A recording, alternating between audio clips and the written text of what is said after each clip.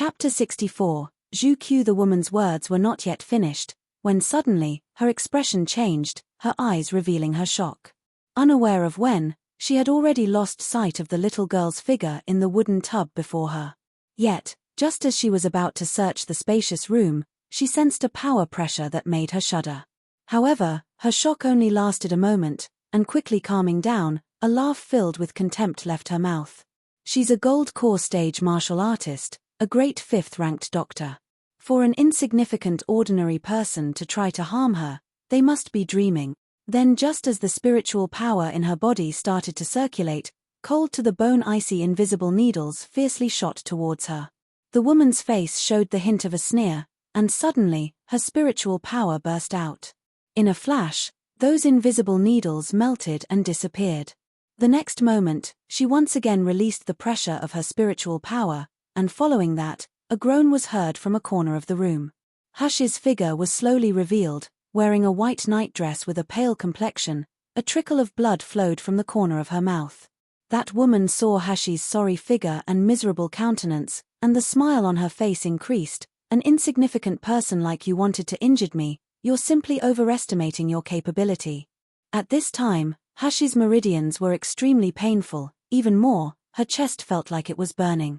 However, her eyes exposed a cold smile in their depth instead. Oh, is that how it is? Just because you say I'm unable to injure you, then I'm unable to injure you. Hushi had barely finished speaking, when the woman's mien suddenly changed. Reaching up, she touched her left cheek, feeling a dampness spread at the touch of her fingertips. She could feel a scorching pain on the skin of her face. You've dared to injure my face. You're asking for death. The woman's heart was shocked and angry, her face showing a frantic expression. Rapidly gathering the spiritual power in her palm, she ruthlessly aimed a strike towards Hushi. Hushi's internal energy also rapidly gathered, and although the strength of woman before her eyes was much greater than her own, it didn't mean she would be easily captured. Even though she was injured, she must make the other party pay the same price. Then, in a moment just before the woman attacked, her gaze discovered something on Hush's body. Suddenly, her expression changed. The spiritual power that was already released abruptly returned, but due to the backlash of pressure, the woman staggered back several steps. Leaning against the wall and standing with difficulty, her face was filled with disbelief. Hushi was also somewhat perplexed by this event, confused as to why the woman had suddenly retreated, her manner like one who had seen a ghost. The woman dressed in red shakily stood, blankly taking several deep breaths, before asking in a trembling voice, How can Master leave his imprint on a person like you? Hushi felt the woman's gaze focus on the top of her head, and her heart started pounding. Quickly, she removed the jade hairpin from her hair, her eyes flashing coldly. So, it was Nangongyu that sent you here? The woman's face was filled with bewilderment, her eyes looked at Hushi with ruthlessness and jealousy. However, she had no choice but to restrain the killing intention within her heart. She was called Zhu Q, one of Hell King's personal bodyguards. She was responsible for looking after Hell King's health, while refining pills and medicines. Today, her master had gone out and returned home very late. Without even waiting for her to pay her respects to him as her master, Qinglong had said that master ordered for her to come to this desolate countryside by herself to treat this girl's scars. Even ordering her to take along the precious jade muscle pill. With a sullen and resentful heart, Zhu Q had arrived at this remote courtyard. However, who would have thought that what she saw was this little girl with a common appearance and trash without the slightest trace of spiritual power? No matter what she thought, she, Zhu Q, just couldn't understand. Master had never placed any woman in his sights before, so how come he had ordered her to travel from a distant place, to rush over to this remote area, only to treat this little girl's scars?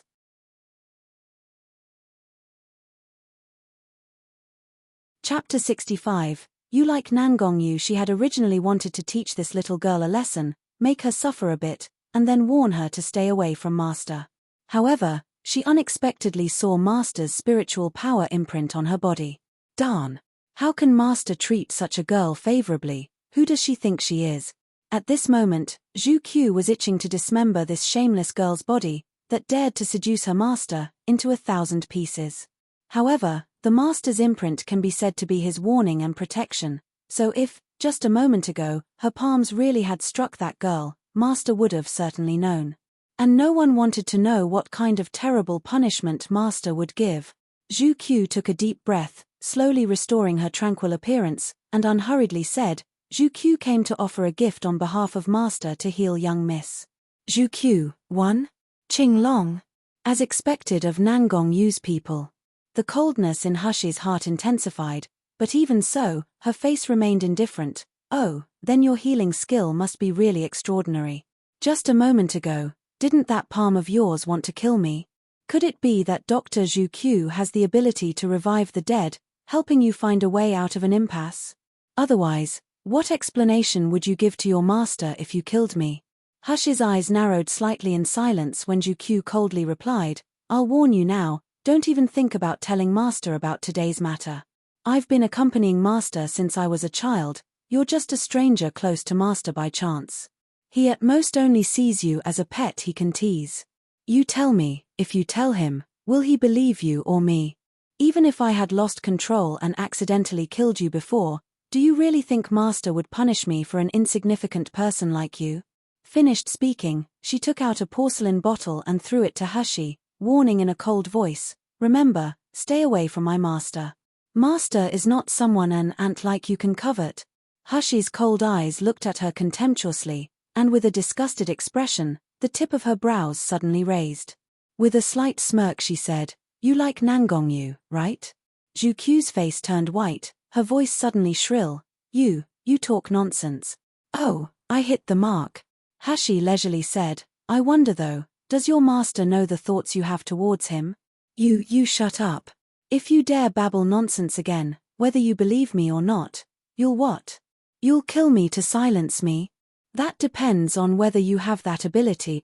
Hushi sneered, and with a cold tone, sharply said, I'll also warn you, don't come and provoke me again, I have nothing to do with Nangong Yu.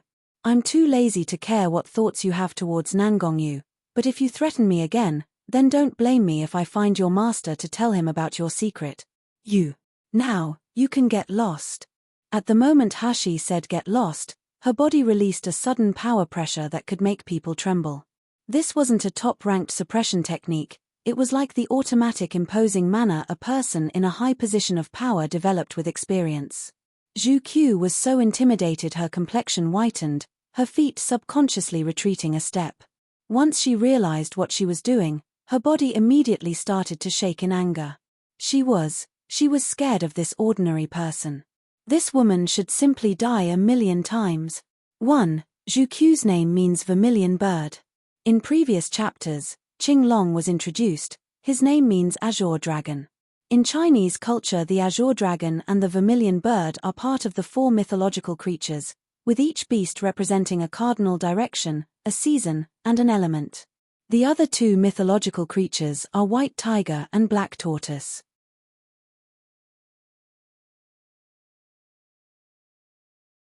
Chapter 66. Scars remain for a lifetime. Zhu Qiu's heart was filled with hate, but remembering her master's imprint, she only glanced at Hushi with gloomy and cold eyes, before flinging her sleeves and leaving.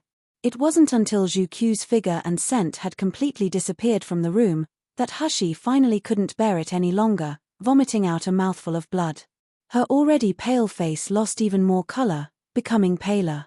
She hadn't expected that a martial artist of gold core stage only needed to casually move their hands, and they would be able to injure her to such a degree. She really was too weak. Hushi endured the pain all over her body and entered her space. The existence of her space and the real world was like a mirror. It's the reason why when she eats in her space, she wouldn't be hungry in reality.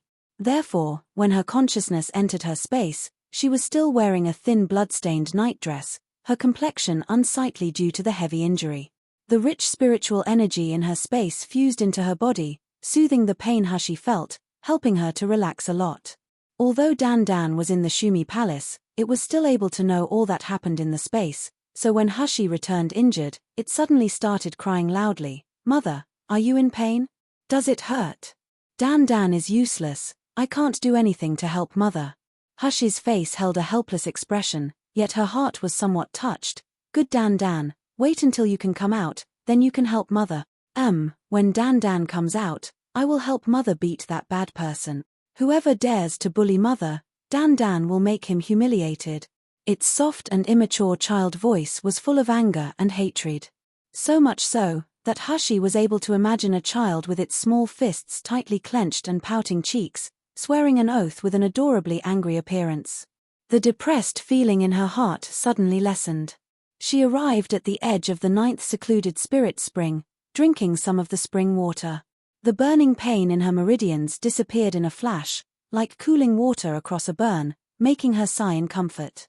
When she recalled that Yu had looked at her with disgust, as if she had been watching an ant, on top of her insulting words and actions, it made Hush's eyes glint with a sharp trace of killing intent. Yu, was it? Very good. This debt, I will remember this. Inevitably, there will be a day where I will pay it back. As for that small wound on Yu's face, Hushie sneered while touching her own cheek. That can remain as her having received an advanced payment. In Yu's eyes, she was nothing but an ordinary person. Her face having received such a small wound was already enough to insult her, so she simply didn't care about it. However, what Yu didn't know was that Hushie was known as by Wuchang, the double poisonous doctor. In her previous life, her opponents had been afraid to come within 10 meters of her, and that is because anytime, anywhere, there would always be extremely poisonous and incurable poisons in her hands. And Yu, if she discovered that the scars were unusual earlier, perhaps there would still be time to use spiritual power to tend to the poison, but if it's too late, she should be prepared to live with the scars for a lifetime. Although she was already very tired, Hushie still took out the spiritual plants she had bought today, proceeding to concoct all kinds of poisons. There was anesthesia, blood-sealing throat poison, and a large assortment of poisons that could either injure or kill a person. There were also poisons that could cause a person to be in so much pain, they would want to die. The confrontation with Yu had made Hushie profoundly understand that in this world, it was those with power that had the upper hand. Before she was able to remove the seal on her dantian, she must have strategies in place to defend herself. Suddenly, in her mind, there flashed an image of Nangong Yu's handsome and outstanding appearance, his eyes luminous as they gazed towards her. Hushie narrowed her eyes, quickly dispersing this visual from her mind. Once all the poisons were concocted properly, Hushie released a relieved breath. Just as she was about to exit her space, she suddenly touched the bottle of medicine in the pocket of her nightdress. Opening the bottle's lid, a strong and pure medicinal fragrance permeated the air. What Yu had said was right, this is indeed a good medicine. Hey Wuchang always bring disaster, while Bai Wuchang, although also scary and feared, is believed to sometimes bring wealth too. Wuchang means changeable and unpredictable. Understandably, it would be terrible to have to deal with someone or something that's devoid of constancy and reliability. The Hei Bai Wuchang, literally black and white impermanence, are two deities in Chinese folk religion in charge of escorting the spirits of the dead to the underworld. As their names suggest, they are dressed in black and white respectively. They are the subordinates of Yama, the ruler of the underworld in Chinese mythology, alongside the ox-headed and horse-faced hell guards. They are worshipped as fortune deities in Chinese temples in some countries. In some instances, the Hei Bai Wuchang are represented as a single being, instead of two separate beings, known as the Wuchang Gui, literally ghost of impermanence. Depending on the person it encounters, the Wuchang Gui can appear as either a fortune deity who rewards the person for doing good deeds, or a malevolent deity who punishes the person for committing evil.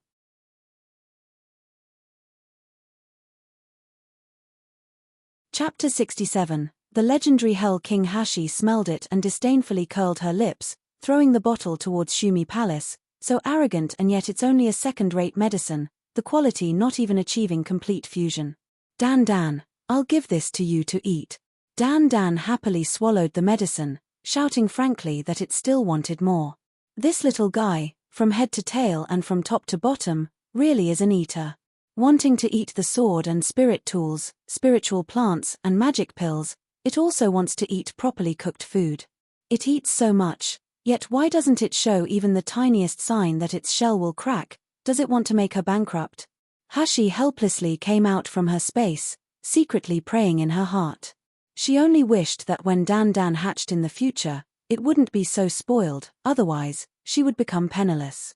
Waking up the next day, Hashi happily discovered that the pain in her meridians and dantian had almost disappeared. After hesitating for a while, she finally decided to go on time to meet Nangong Yu at WN Feng Tea House. Although Zhu Qiu's warning and attack yesterday had made her very unhappy, being able to advance her strength is more important. However, just before she left, Hashi called Mo San to ask him about Hell King's background. Mo San's face now looked lively. It was no longer in a state of panic like when he was controlled, his attitude towards Hashi more respectful, answering Master, His Highness, Hell King, can be said to be our Jinling country's #1 man. Regardless of whether it's his strength or control, the power in his hand makes even Jinling's royal family, and every influential family, not dare to rashly provoke him. This subordinate once heard that he possessed amazing innate talent, becoming a gold core martial artist at the age of 15. At the time his core was formed, the ninth heaven's black thunder appeared in the sky, shocking the entire Mi Luo continent. Afterwards, because all the influential parties were afraid of his powerful innate talent, they at once sent the highest-level martial artists to secretly kill him. But no one was able to injure the Hell King in the slightest. Instead, they all died in his hands. Hashi frowned, her heart shocked by Nangong Yu's powerful strength. He was just 15 years old when he had reached Gold Core stage. Mo San continued, it is said that the Hell King's outward appearance is handsome, just like a demon, surpassing the beauty of a woman, yet his temperament is extremely cold and mercilessly cruel when killing. 2 years ago, the troops from magical beasts in the west of Gui Jin mountain range suddenly assembled, invading Jinling's border in a large-scale attack. The king of Jinling dispatched several tens of thousand elite troops to face the enemy, but their general was killed by magical beasts, then the whole army was destroyed. At that time, people in Jinling were panicking, thinking that the day people would starve and their country would fall to ruin had come. Though unexpectedly, the mere 18-year-old Hell King had suddenly led thousands of metal Chelin troops to the Gui Jin mountain range, and with his strength, he killed the leader of magical beasts, then annihilated the troops from magical beasts. Some people said that the war was extremely tragic, flesh and blood flying everywhere, people blown to pieces, until the soil on the battlefield on Gui Jin mountain range was soaked by blood, so that to this day, it's still a reddish-brown. If ordinary people near the battlefield, their 7 apertures, 1, will shed blood because of the impact of the land. The title of His Highness, the King of Hell, was bestowed from the war. It means King of the Underworld, ruling over the life and death of the human world, controlling the 6 paths of reincarnation. 2. Hashi momentarily couldn't calm down after hearing Mo San's recounting. Extremely cold temperament, mercilessly cruel when killing, ruling over the life and death of the human world, controlling the 6 paths of reincarnation. But what appeared before her eyes was only a man with demonic charm and an annoying smiling expression. Were these 2 very different people really the same person? Hashi ate breakfast, then seeing the time had reached Chen, 3, she prepared to leave. After just leaving the courtyard's small path, under the mount cliff not far away, she could see 2 children squatting. The boy looked to be around 15 to 16 years old, while the girl looked to be around 7 to 8 years old, both of them wearing shabby clothes. 1. The 7 apertures of the human head, 2 eyes, 2 ears, 2 nostrils, 1 mouth. 2. 6 paths of reincarnation. In the cycle of reincarnation, it is possible to be reborn as either a. 1. Deva, 2. Asura, 3. Human, 4. Animal, 5. Hungry ghost or 6. A tormented being in hell. 3. 7-9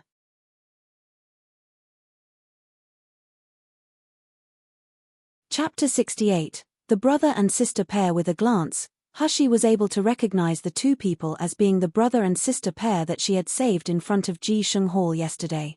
But compared to their miserable appearances of yesterday, with their hair neatly combed, revealing 2 washed clean faces, they now looked more neat and tidy.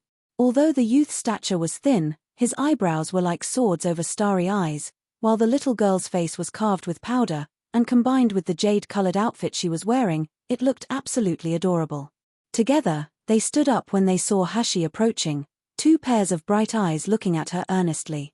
The youth stepped forward, bowing gratefully, "Many thanks to young master's kindness for saving me yesterday. My name is Wu Qi, This is my sister, Xiao Li. Today, the little girl's face looked innocently refreshed, not a trace of yesterday's sadness left. She bashfully hid behind the youth and timidly said, "Thank you for saving my brother yesterday." However, Hashi immediately frowned while cautiously eyeing them. "How did you find me here?" She was able to cast off those people from Jisheng Hall and Shengde Hall when they were following her, even discovering Qing Long's tracking of her. So how could she be found in front of her door by these two children? The youth, Wu Qi, sensed her cautiousness, quickly pulling the little girl out from hiding behind his back, explaining, "Young master, please don't be suspicious, we don't have any evil intentions and we didn't really follow you. Due to my sister Xiao Li's innate gift, she's able to communicate with animals and she asked the insects and birds that were hiding in every corner of the city. With that, we were able to found you here." Hashi was shocked. She hadn't expected that there was a person who was able to communicate with animals in this world. Her gaze fell on the brother and sister, seeing the little girl named Xiao Li's blushing face. With her somewhat afraid look, it couldn't conceal the gratefulness and fondness in her eyes as she stared at Hashi. Hashi understood the thoughts of an innocent person more than anyone, that treasuring a jade ring would become a crime, getting a person into trouble on account of a cherished item. A person's talent will arouse the envy of others. This youth, without even the slightest hesitation, had just revealed their secret. Was it just to eliminate her suspicions towards them? As if understanding the direction of Hashi's thoughts, Wu Qi quickly said, "I hope young master can take Xiao Li under your care, to ensure that her life is safe and sound." Xiao Li's ability was certainly very powerful. She was able to communicate with fish, birds, beasts, and all animals in the ground. For assassins, using the information to spy and investigate, it was simply a perfect weapon. However, a pie doesn't just fall from the sky. Hashi didn't believe that she would gain a huge benefit just like that, without the need to take responsibility. Remaining calm and collected, she asked, "You can see that I'm merely an insignificant ordinary person without a cultivation base. Considering that my martial power isn't equal to yours, how can you think that I would be able to protect your sister? Besides, why should I help you too?" She'd saved this youth just because she had recalled the suffering in her past. While the most important reason was that she had wanted to understand medical treatments and the level of medical skills in this world, not out of any sort of compassion. Hashi didn't need other people's gratitude. Wu Qi startled, staring blankly when he heard what was said. However, not the slightest trace of disappointment or anger appeared on his face. Instead, he suddenly knelt on the ground. "Young master, I, Wu Qi, is willing to vow with my own blood. I will settle all accounts with my family's enemy, then, when I come back, I will recognize you as my master and serve you. From now on, Xiao Li and I will only obey young master's orders." Hashi raised her eyebrows. "You want to become my slaves?" "No." Wu Qi quickly shook his head. "We want to be young master's servants, not slaves. In Mi Luo continent, a slave can't have independent thoughts, they're also unable to cultivate to advance their levels, it can be said that their existence is the lowest of the low. As for a servant, although nearly the same, they have a master and servant relationship. They are perfectly happy and most willing to serve their master, just like Qing Long and Nangong Yu."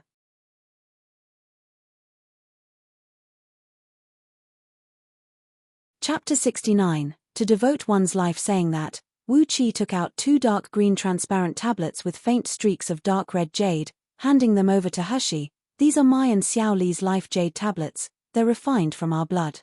If the jade tablets are broken, we will be overcome with great sorrow, then finally die." Hashi took the jade tablets, her fingers lightly touching the warm surface. After her divine senses had slightly examined them, she believed the youth's words. These jade tablets stored extraordinary spiritual power inside, and she could faintly sense auras similar to the two children. However, Hashi's heart still had doubts. "Why did you find me? With Xiao Li's extraordinary ability, this world would have plenty of people willing to offer shelter to you. I don't have any defensive abilities, so why should you find me? In this world, many greedy people want to take advantage of us, even stripping us to the bone to obtain our benefits." Wu Qi revealed a ridiculing bitter smile on his face, immediately after he raised his head and looked towards Hashi, his gaze shining. Xiao Li said, young master is a good person. I would like to believe in Xiao Li's judgment. Hashi fiddled with the jade tablets in her hand while sneering, oh, a good person? This is the first time I've heard someone evaluate me that way. Is it because I saved you? Xiao Li, who had still been hiding behind Wu Qi, timidly peeked her head out, her voice like a mosquito's. You are a good person. The animals in the ground and little birds have told Xiao Li. Moreover, brother has said, for the kindness of saving a life, one must devote one's life. Therefore, Xiao Li and brother want to follow you. When Wu Qi heard that, his face turned red, embarrassedly saying, Xiao Li, don't speak randomly, to devote one's life isn't used like that. Xiao Li blinked in confusion, her glass-like colored eyes fixedly staring at her brother, before switching to look at Hashi. Hashi put the jade tablets away, lightly laughing, since it's like this, then you two can stay. However, I'll tell you now, if you follow at my side, you need to be completely loyal and keep anything you hear to yourselves. For every day that I'm alive, I'll certainly protect you. But if you dare to betray and scheme against me, Humph, I dare to guarantee that you would suffer to where it would feel like having your heart pierced by thousands of arrows. Hush's words made Xiao Li jump with shock, so she hid behind Wu Qi's back again in fear. However, Wu Qi sighed in relief. This kind of fondness and hate was clearly a promise and a warning that made him feel relieved, relief at handing over the life jade tablets, relief at vowing their loyalty and devotion, and relief at entrusting his sister. Wu Qi dragged Xiao Li to Hush's side, gently stroking her head. His eyes exposed his sadness and a strong reluctance to part, his voice heavy. Good Xiao Li, you must listen to young master's words, do you know that? Brother will soon come back to find you. Brother. Xiao Li pulled at Wu Qi's sleeve, tears streaming down her face, her eyes filled with unwillingness. She knew her brother had to leave her to do something dangerous, but she didn't know if her brother would able to return safely, so she was extremely reluctant and sad. However, she knew that the thing her brother wanted to do, he would certainly accomplish it. She shouldn't be crying, otherwise it would make her brother sad too. Xiao Li tightly clutched Wu Qi's sleeve while crying, Brother, Xiao Li will be obedient. I'll wait for brother to return, so brother, you must come back soon. When Wu Qi finally walked away, Xiao Li wiped her tears, but new tears fell straight away. Hashi, who was standing on the side, looked at the sky. The agreed time for meeting with Nangong Yu was approaching, so she finally sighed and walked forward to place a hand on Xiao Li's small head. Why do you have to cry? It's not like you two will be separated forever. Your brother is very powerful, he will certainly come back.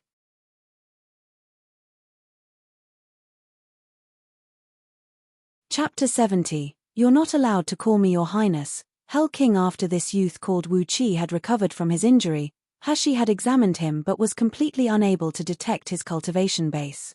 She could only say that his strength was definitely stronger than her own, moreover, it wasn't just stronger by a little. Xiao Li felt Hashi's gentle caress and a surge of emotion rose within her heart, so she turned around to hug Hashi, crying, Xiao Li doesn't want brother to die, woo-woo. Hashi helplessly said, all right, I'll promise you, as long as your brother returns, if he's sustained any heavy injuries, I will cure him. If it's like this you feel more assured, right? Xiao Li cried again, wiped her nose and tears on Hashi, then under Hashi's comfort, ceased her crying. Hashi told her to go to the courtyard to find wet nurse Chen, then hurriedly headed towards Wn Feng tea house. She was just about to use her Qing Gong to quickly depart, when suddenly, from behind Hashi, she heard Xiao Li's childish voice, hoarse from crying too long, I knew Big Sister was a good person, Xiao Li likes Big Sister the most.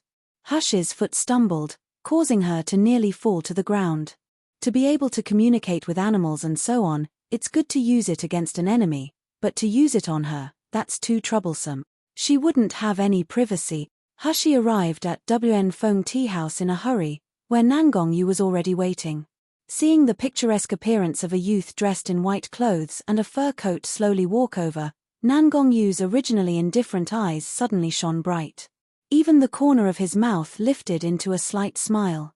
Qing Long, who stood on the side, had followed Nangong Yu for many years. He could clearly sense that his master's mood was very good today. As he snuck a peek at the jade crest that bound the youth's hair, Qing Long felt his mouth twitch, breaking his cold and indifferent expression. Master's attitude towards this boy was very good. He had been waiting impatiently in the tea house since early in the morning, and before going out, he had even changed his clothes several times. This in no way resembled the behavior of one going out to meet an ordinary youth lacking cultivation. This was just like he was going out to meet his beloved person. When Hashi saw Nangong Yu, she felt herself become absent-minded in an instant. That man, amongst the youths, possessed a handsome face that could turn all people upside down. At this moment, he was dressed in a dark purple brocade robe embroidered with a line of silver. Attached to his waist he wore a ring of tassels, and a jade crown sat upon his head, containing his fine black hair, exposing his exquisite facial features and the smiling expression in his eyes. The faint morning light shone down on him, and the man's eyes looked straight at her. The light in his eyes was luminous, as if they reflected the world and all living things. However, as it happened, it was only to her that he showed this expression. Hushi's heart slammed against her chest, almost completely absorbed in that focused gaze. But the next moment, she recalled Zhu Qiu's warning. Remembering that she felt that it was beneath her dignity last night, she felt a slight throb in her heart, very quickly replacing her expression with a cold stare. A trusted servant's attitude was sometimes a reflection of their master's mind. This man before her eyes was the outstanding and famous king of hell, the talented genius who formed a gold core at just 15 years old. How could he care about her, the kind of trash that didn't know whether she would be able to cultivate or not? Hushi retained the expression on her face, and taking several steps forward said, "Your Highness, Hell King, I've arrived. May I ask now how I can remove the seal on my dantian?" Nangong Yu's face suddenly sank, the smiling expression in his eyes disappearing as his body released a sharp burst of power pressure. "I've already said that you're not allowed to call me Your Highness, Hell King, again." Hushi jolted from the invisible power pressure, her face paling. No matter how hard she thought about it, she still couldn't figure it out. How could he become so displeased just because of an address? However, a wise man knows better than to fight when the odds are against him, so she immediately corrected herself. "Nangong Yu, a moment ago, I was wrong."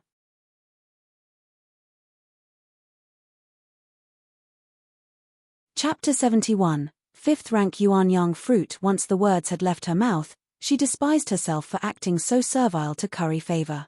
She didn't do anything wrong, why should she have to lower herself to acknowledge her supposed mistake?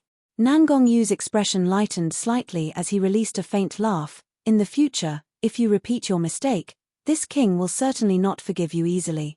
Hushi was scared by those luminous eyes, they seemed to have yet another deep meaning in their gaze as they watched her. Without waiting for her to retort, she heard Nangong Yu continue speaking. "Let's go, there's some distance from here to our destination, we're talking while walking."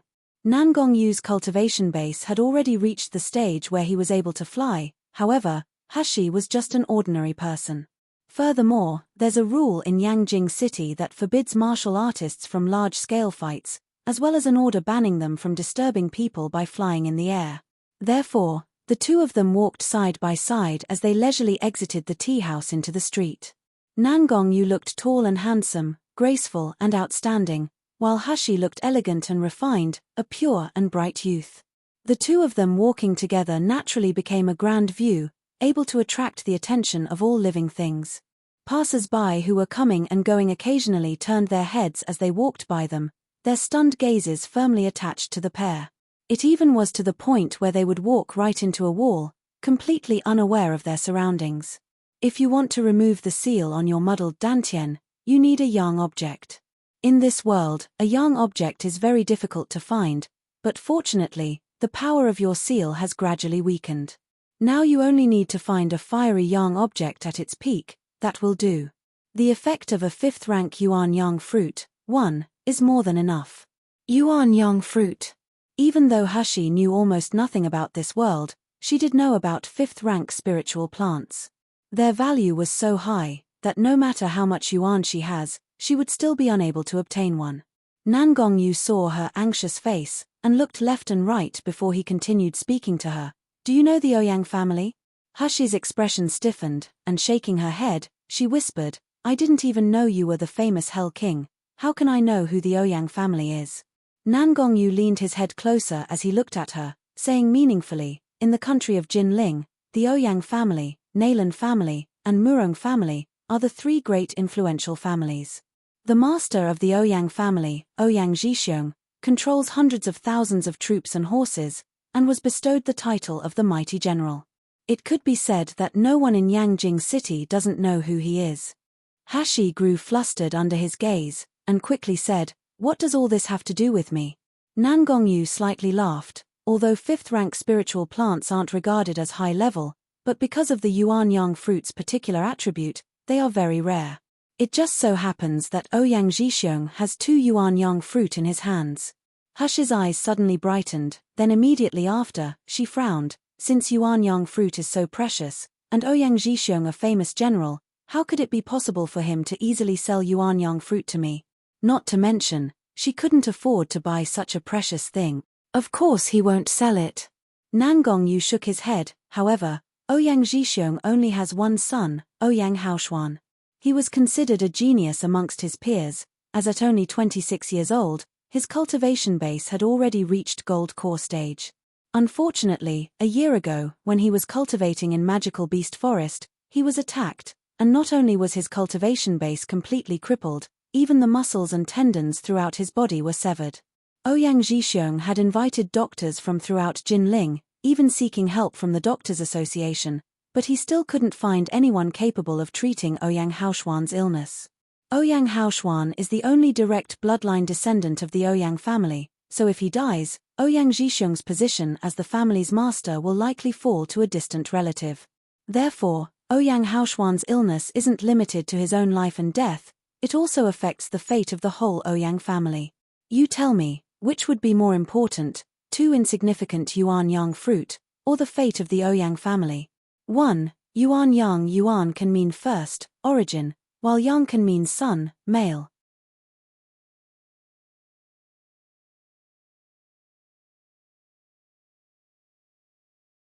Chapter 72. Ouyang Manor. Hashi was stunned after hearing that, and after quite a while, she finally murmured, "You taking me to Ouyang Manor, is it because you want me to cure Ouyang Haoshuan's illness?" "What?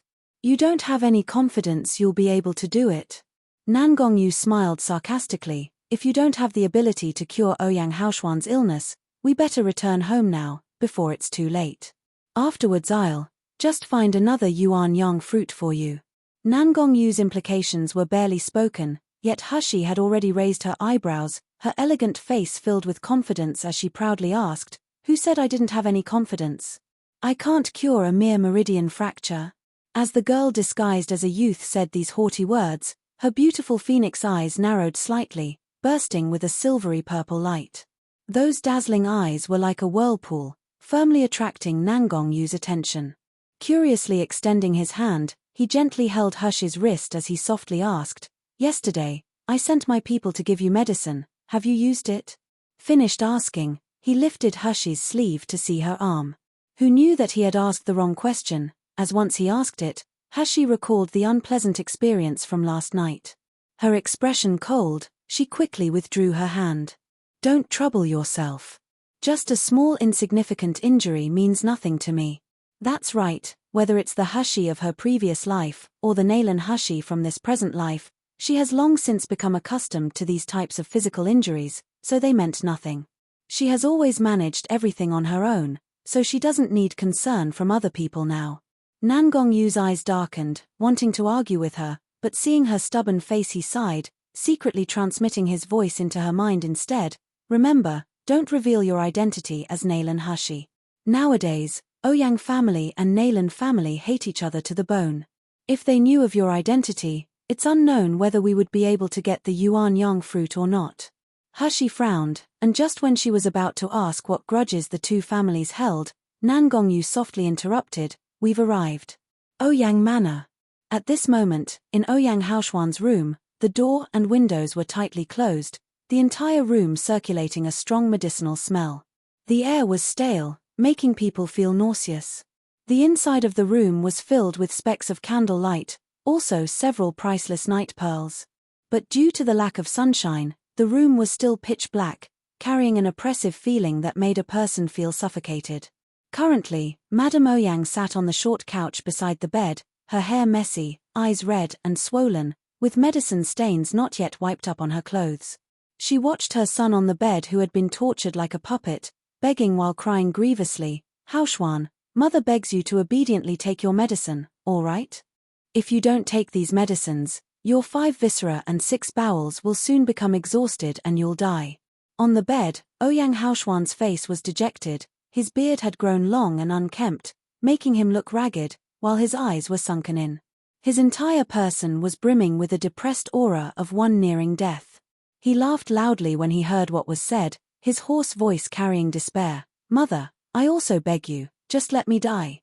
Living without dignity like this, without the strength to even commit suicide, then what's the point of being alive? It's better to kill me, let me die a clean death." Heard that, Madame Ouyang's crying became even more grievous, and throwing herself on the edge of the bed, she grabbed her son's hand, murmuring, "Xian your father has already gone to seek help from the Doctors' Association, searching all lands under the heavens for good medicine. In this world, there will inevitably be a person who will be able to cure you, you can't give up now. Mother, you mustn't deceive me and yourself again." Ouyang Haoxuan's throat issued a gurgling noise, like a dying old woman's low cough. "Even Naylan Zhengze has come and seen me but couldn't cure me. I absolutely can't be cured. In this lifetime, I've been destined to an early end. Mother, just let me die, okay?"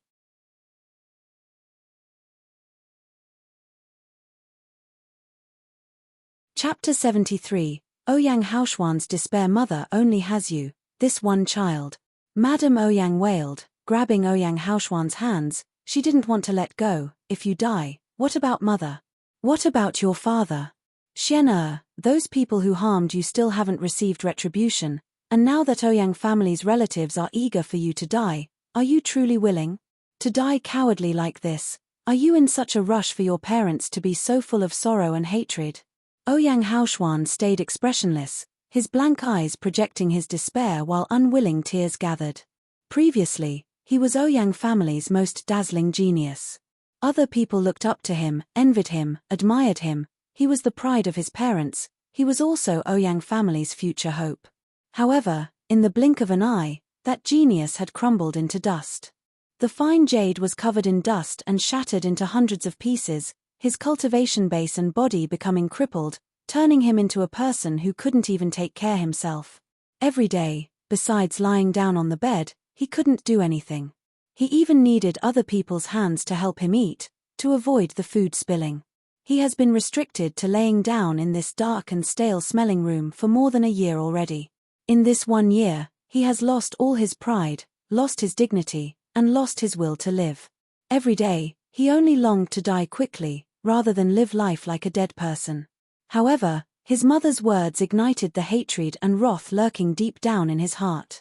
Those black-dressed people that schemed against him in the magical beast forest, those scums that dragged him into a trap, he still hasn't personally taken revenge, personally making them pay a debt of blood with blood. How can he be willing to die? How can he be willing to give up like this? Inside the room, brimming with Madame Ouyang's weeping sounds, occasionally mixed with Ouyang Haoxuan's destitute beast-like yells, the atmosphere was permeated with despair, enough that it could make a person's heart grieve. Just at this moment, the room's door was suddenly pushed open, and Ouyang Zhixiong entered with large steps. His face was devoid of the usual anxiousness. Instead, his eyes shined with astonishment. "Madam, quickly help Haoxuan to tidy up. The genius doctor has arrived, he will immediately come to give medical treatment to Haoxuan." Madame Ouyang startled, wiping the tears from her eyes as she asked, "Genius doctor? Could it be an elder you've invited from the Doctors' Association?" Ouyang Zhixiong shook his head. "All the elders from the Doctors' Association are mysterious, their whereabouts uncertain. How could I find them in such a short time? However, this time the one I've found, even though he's not an 8th-rank doctor, his medical skill has reached perfection. Believe me, he will certainly be able to save Haoxuan." Madame Ouyang's eyes shined, and with a trembling voice she asked, Really? My lord, you've truly found a person who is able to save Haoxuan? Father, you don't have to waste your energy." Lying on the bed, Ouyang Haoxuan remained unmoved in the slightest. Instead, the expression on his face became more mournful, Didn't all the doctors that previously come to Ouyang Manor say that I would live, but that my muscles and bones were dead, resulting in how I am now?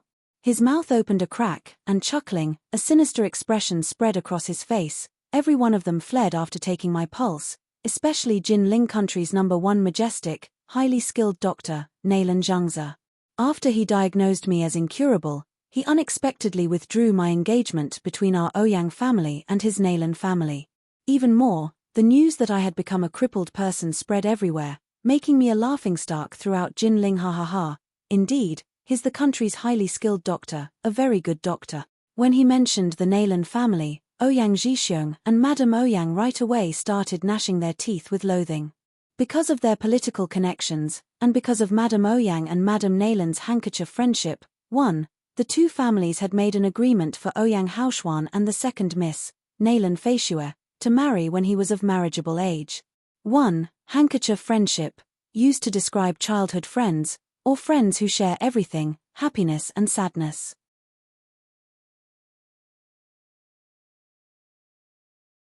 Chapter 74. Genius Doctor is your master. Previously, the graceful Ouyang Haoshuan, who was handsome, talented, and outstanding, was a match to Naylan Feishue, who was merely at the foundation establishment stage. Nevertheless, the Ouyang family had still acknowledged this marriage, including the Naylan family, who had regarded it as a decent marriage. But who would have thought that once Ouyang Haoshuan faced difficulties, the Naylan family would turn out to be such hostile people, refusing to acknowledge the marriage, and then spreading Ouyang Haoshuan's miserable condition to the public. Ouyang Haoshuan was once a dazzling star, and now that he had fallen into the mud, naturally, the people who had originally envied him now threw stones at him, rejoicing in his misfortune. Now branch relatives from the Ouyang family were covetously eyeing the position of the family's master. Even Naylan Feishue's people that had once admired him came to their door just to sneer at Ouyang Haoshuan. Now that he has become a toad that can't climb up from a mud pit, they go so far as to dare clamor around Naylan Feishue, thinking of her as a swan. Afterwards, the Ouyang family had found out that it was Naylan Feishue and Madame Naylan who had spread those rumors on purpose. This left the Ouyang family no choice but to break the engagement, making everyone focus on Ouyang Haoshuan's decline. No one paid any attention to the Naylan family's ungratefulness over renouncing the alliance contract. Due to these events, the Ouyang family hated the Naylan family to the bone. Especially the vicious and shameless Naylan Feishue, they were itching to tear her apart. Ouyang Zhixiong started becoming angry, but seeing his son's grief-filled appearance, he couldn't help but feel sad, his voice soft as he said, "Haoshuan, you are our Ouyang family's hope, how can you say you want to give up? Father guarantees that this time's genius doctor and the previous ones are different. Father personally saw him cure a person with broken meridians, that person is now healthy and able to walk. Believe me, he will certainly be able to cure you." Madame Ouyang was surprised and happy after hearing this, her voice raised in excitement. "My lord, was what you just said true?" "Of course it's true." Ouyang Zhixiong said, "Yesterday, when I was with His Highness, Hell King, together we saw that genius doctor save a person. His Highness, Hell King, and him are acquaintances, it's absolutely not false." Madame Ouyang suddenly started crying with joy, wiping her tears as she said, "Haoshuan, Haoshuan, did you hear that? You can be saved, you can be saved. Quickly call someone to come help young master tidy up, invite the genius doctor to come in." Ouyang Haoshuan's eyes brightened, but immediately after, they once again became gloomy. It's not that he didn't want to be cured, it's just that he had experienced happiness turn to disappointment for more than a year already. It caused the little hope he had carried to long be extinguished, changing it into a deep despair. The moment Hashi walked into Ouyang Haoshuan's room, she sensed depression, deathly silence, darkness, and the intense smell of medicine. Madame Ouyang stared blankly when she saw Hashi, the light of hope in her eyes suddenly extinguishing, transforming into confusion and deep disappointment. She didn't think that this so-called genius doctor would actually be a youth with red lips and white teeth, who looked weak and without any strength. He didn't have the slightest resemblance to a high-level doctor, they normally have the appearance of a sage. However, Madame Ouyang was unwilling to give up and couldn't help but ask, "This young master, may I ask, is the genius doctor your master?" Is it possible to invite him to come save my family's Haoxuan?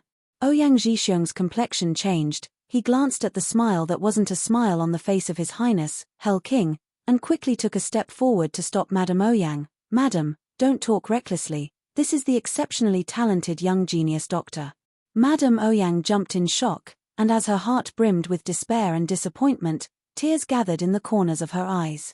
Hashi had long become accustomed to this kind of situation, where she was judged by her appearance. Previously, although her medical skills were high, they were often used to kill people, not save people. But even then, there is no doctor who wouldn't get angry from not being trusted. So as a result, instead of becoming unwilling, her gaze coldly swept past the Ouyang couple before she then walked to the front of the bed. 1. That she's better than him.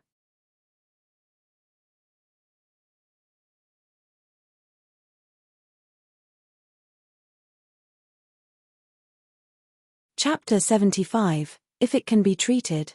The ambience in the room was already heavy and gloomy, yet on the bed, it seemed to gather 100-fold. The strong smell of medicine mixed together with a sour, moldy smell, as if it was trying to create the world's gloomiest atmosphere. Ouyang Haoxuan had been lying down in this kind of dark room. His features cold, his skin appearing a pale ashen color, while his eyes were bloodshot in deep-set sockets. At this time, these eyes were fixedly staring at her, not a trace of hope visible, only endless darkness filled with coldness and despair. Obviously, compared to Wu Qi, this person's condition was more severe, regardless of whether it was his body or his spirit.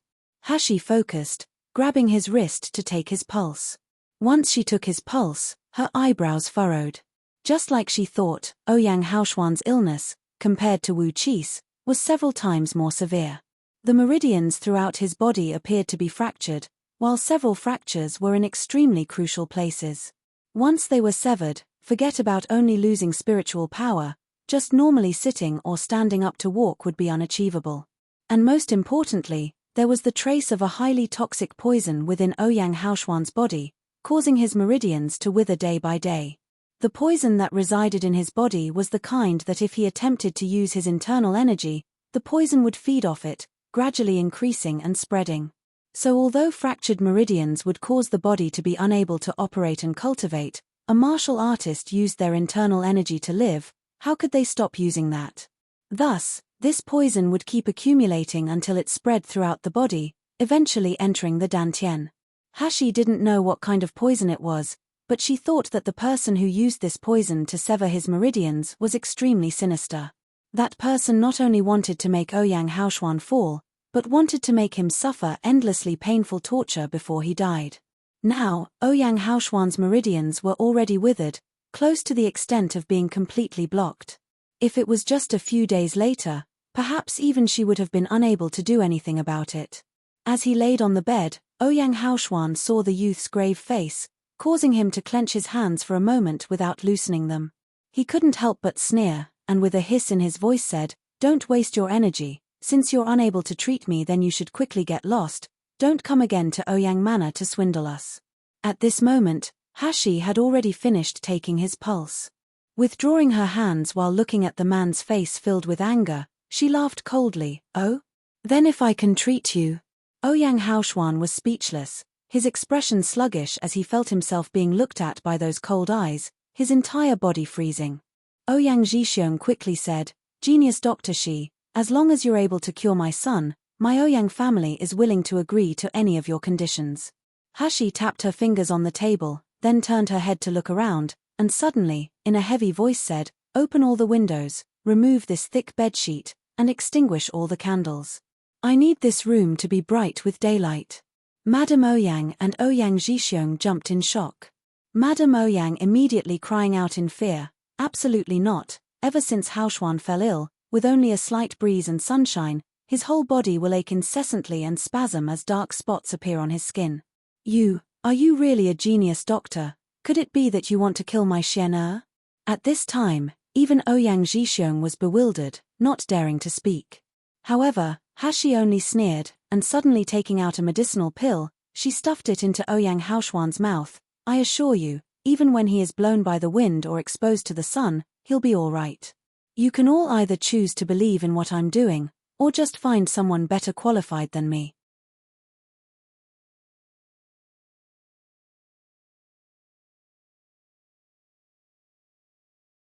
Chapter 76, Poisoned. Saying that, she then headed to the door to leave without hesitation.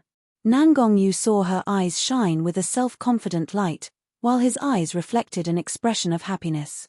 His woman should have this kind of spirit and imposing attitude. When asking for a favor, it wouldn't make her look humble, rather, it would make people obediently deliver things into her hands. Seeing Hashi about to leave, Ouyang Zhixiong became anxious and glanced at the motionless Hell King. His heart immediately throbbed harshly, and clenching his teeth said, "You've heard Genius Dr. Shi's command, quickly open the windows." "My lord." Madam Ouyang shouted. Ouyang Haoshuan closed his eyes as he lay on the bed. Tightly clenching his teeth with a grim face, he braced himself for the pain to come. Slowly, a gentle breeze blew into the room accompanied by the warm sunshine, both filled with rich spiritual energy. For a moment, the intense smell of medicine and mold in the room were dispersed by the wind. And with the brightness replacing the darkness, it caused the entire room to no longer be covered in a deep haze, one resembling the underworld. Ouyang Haoshuan hesitated before he slowly opened his eyes. The first thing to enter his sight was the glaringly bright yet warm sunshine. In addition, under the glow of the sun, the youth's exquisite and matchless appearance was visible. Hush's face was without a smile, without a trace of gentleness or softness, there was only icy arrogance and self-confidence. However, Ouyang Haoshuan's heart that was originally desperate and still, now, for no reason, surged with excitement. "Xian how are you feeling? Do you feel pain anywhere?" Madame Ouyang nervously asked as she rushed to the front of the bed. Ouyang Haoshuan finally reacted. It didn't hurt, he didn't feel any pain. His body was neither spasming or breaking out in dark spots. Furthermore, his internal organs weren't shifting and breaking down from the pain. His astonished gaze fell on Hashi, his mouth opening and closing several times before finally, in a hoarse voice, he said, You're really able to cure me?" Hashi crossed her arms in front of her chest, and faintly said, "Cure what?" "Cure your fractured meridians." Wasn't General Ouyang already convinced that I have such an ability, only then inviting me to come? Yes. Ouyang Zhixiong finally responded. His son being able to stand the wind and sun without reacting in pain had caused him to feel like crying tears of joy, his eyes collecting glistening teardrops in their corners. "Genius Dr. Shi, please use your miraculous hands of a healer, please save my son." Madame Ouyang also finally managed to react. She no longer doubted Hush's medical skills. Immediately kneeling on the ground, she cried while beseeching Hashi to save her son. Hush's expression was without doubt or fear as she signaled for Madame Ouyang to rise. "I'll certainly be able to help treat his fractured meridians." However, young Master Ouyang's illness is so severe not because of the muscle and tendon fracture, rather, he was poisoned. "Poisoned?" Ouyang Zhixiong exclaimed, then asked in disbelief, This is impossible.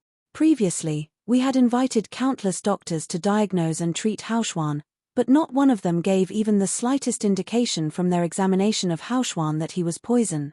Is it that in these past few days, someone broke into my Ouyang manor and gave poison to my son? In this world, poisons able to cause harm to martial artists were rare, not just because of the expensive price, but because they were really hard to find. In the end, who was it that was so sinister, being able to see Haoshuan already fallen to such a degree, yet unexpectedly unwilling to let him off? Thinking until here, Ouyang Zhixiong glared in anger, his body emitting a strong power pressure. But Hashi was only an ordinary person, and Ouyang Zhixiong's cultivation base far exceeded her own. Now that this power pressure was completely utilized, although not aimed at her, it was still enough to make her face pale.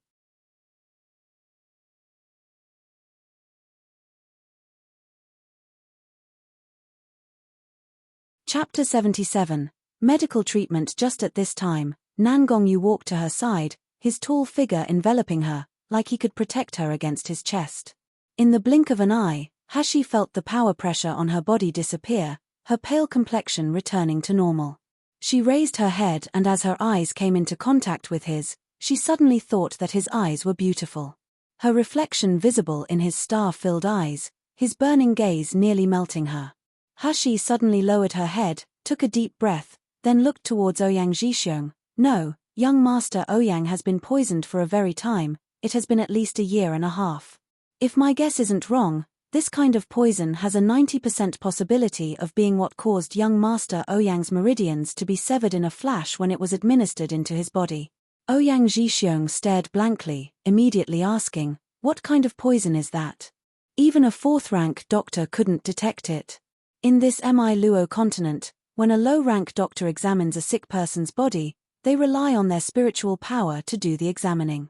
Some don't even know where the meridians are located, while even more are unable to make their spiritual power penetrate into the sick person's meridians. This poison attaches itself to the human body's meridians and becomes extremely concealed. It also moves around the body, so based on an ordinary doctor's examination method, how could they find it? However, Hashi wasn't interested in wasting time to explain, only saying, have any of you seen a person with broken meridians unable to stand a gentle breeze or exposure to the sun? That is a symptom of being poisoned, but this poison is extremely sinister and strange. I'm also still unclear about what type of poison this is in the end. In fact, the things Ouyang Haoshuan couldn't tolerate wasn't the wind and sunshine, rather, it was the spiritual energy that was carried in by the wind and sunshine. The spiritual energy makes the poison within his body spread rapidly and expand, causing Ouyang Haoshuan to experience a pain similar to that of being bitten and devoured. For her medical treatment this time, she needs a great amount of spiritual energy to enter Ouyang Haoshuan's body. So naturally, she will make the spiritual energy outside the room come in. But Madame Ouyang didn't care about the cause and effects, only asking with an anxious face, may I ask if genius doctor she has a method to treat this illness? Hashi pursed her lips, I was just about to try. Following that, her gaze landed on the lifeless expression of Ouyang Haoshuan on the bed, and slowly said, my medical treatment requires your cooperation. Now you tell me, do you believe that I'm able to cure you? That is to say, are you willing to accept my medical treatment? Ouyang Haoshuan's eyes blankly fell on her face, and unaware of when, tears were already rolling down his cheeks. He suddenly tightly clenched his teeth until blood leaked from the corner of his mouth, then, in a hoarse voice said, please, genius doctor, save me. As long as I'm able to recover, I will certainly face any peril, with no thought to my personal safety, to repay your kindness in the future. Hashi revealed a smile, but the smile didn't express joy, instead, it was endlessly cold. Very good, I like an obedient sick person. Finished speaking, she once again brought out several hundred different lengths of silver needles from her space. These acupuncture needles were made from black ice. To make them, you needed to use 10,000-year-old black ice from the most central position, where the cold air has gathered inside, and after making the silver needles, they needed to be placed in spring water at all times to soak. Now, it has become her necessary tool to treat and distinguish poisons. Under Madame Ouyang and Ouyang Haoshuan's astonished gaze, Hush's skills were as quick as lightning. Inserting 100 or more silver needles, one by one, into Ouyang Haoshuan's body. As the number of needles inserted into his body grew, Ouyang Haoshuan's face began to show a pained expression. With his jaw tightly clenched, blood steadily dripped from the corner of his mouth, while bin-sized beads of sweat rolled down from the spot between his tightly wrinkled eyebrows. Haoshuan, how is it? Madame Ouyang stared at his painful appearance, her worried tears streaming down. Genius Dr. Shi, why is Haoshuan in so much pain?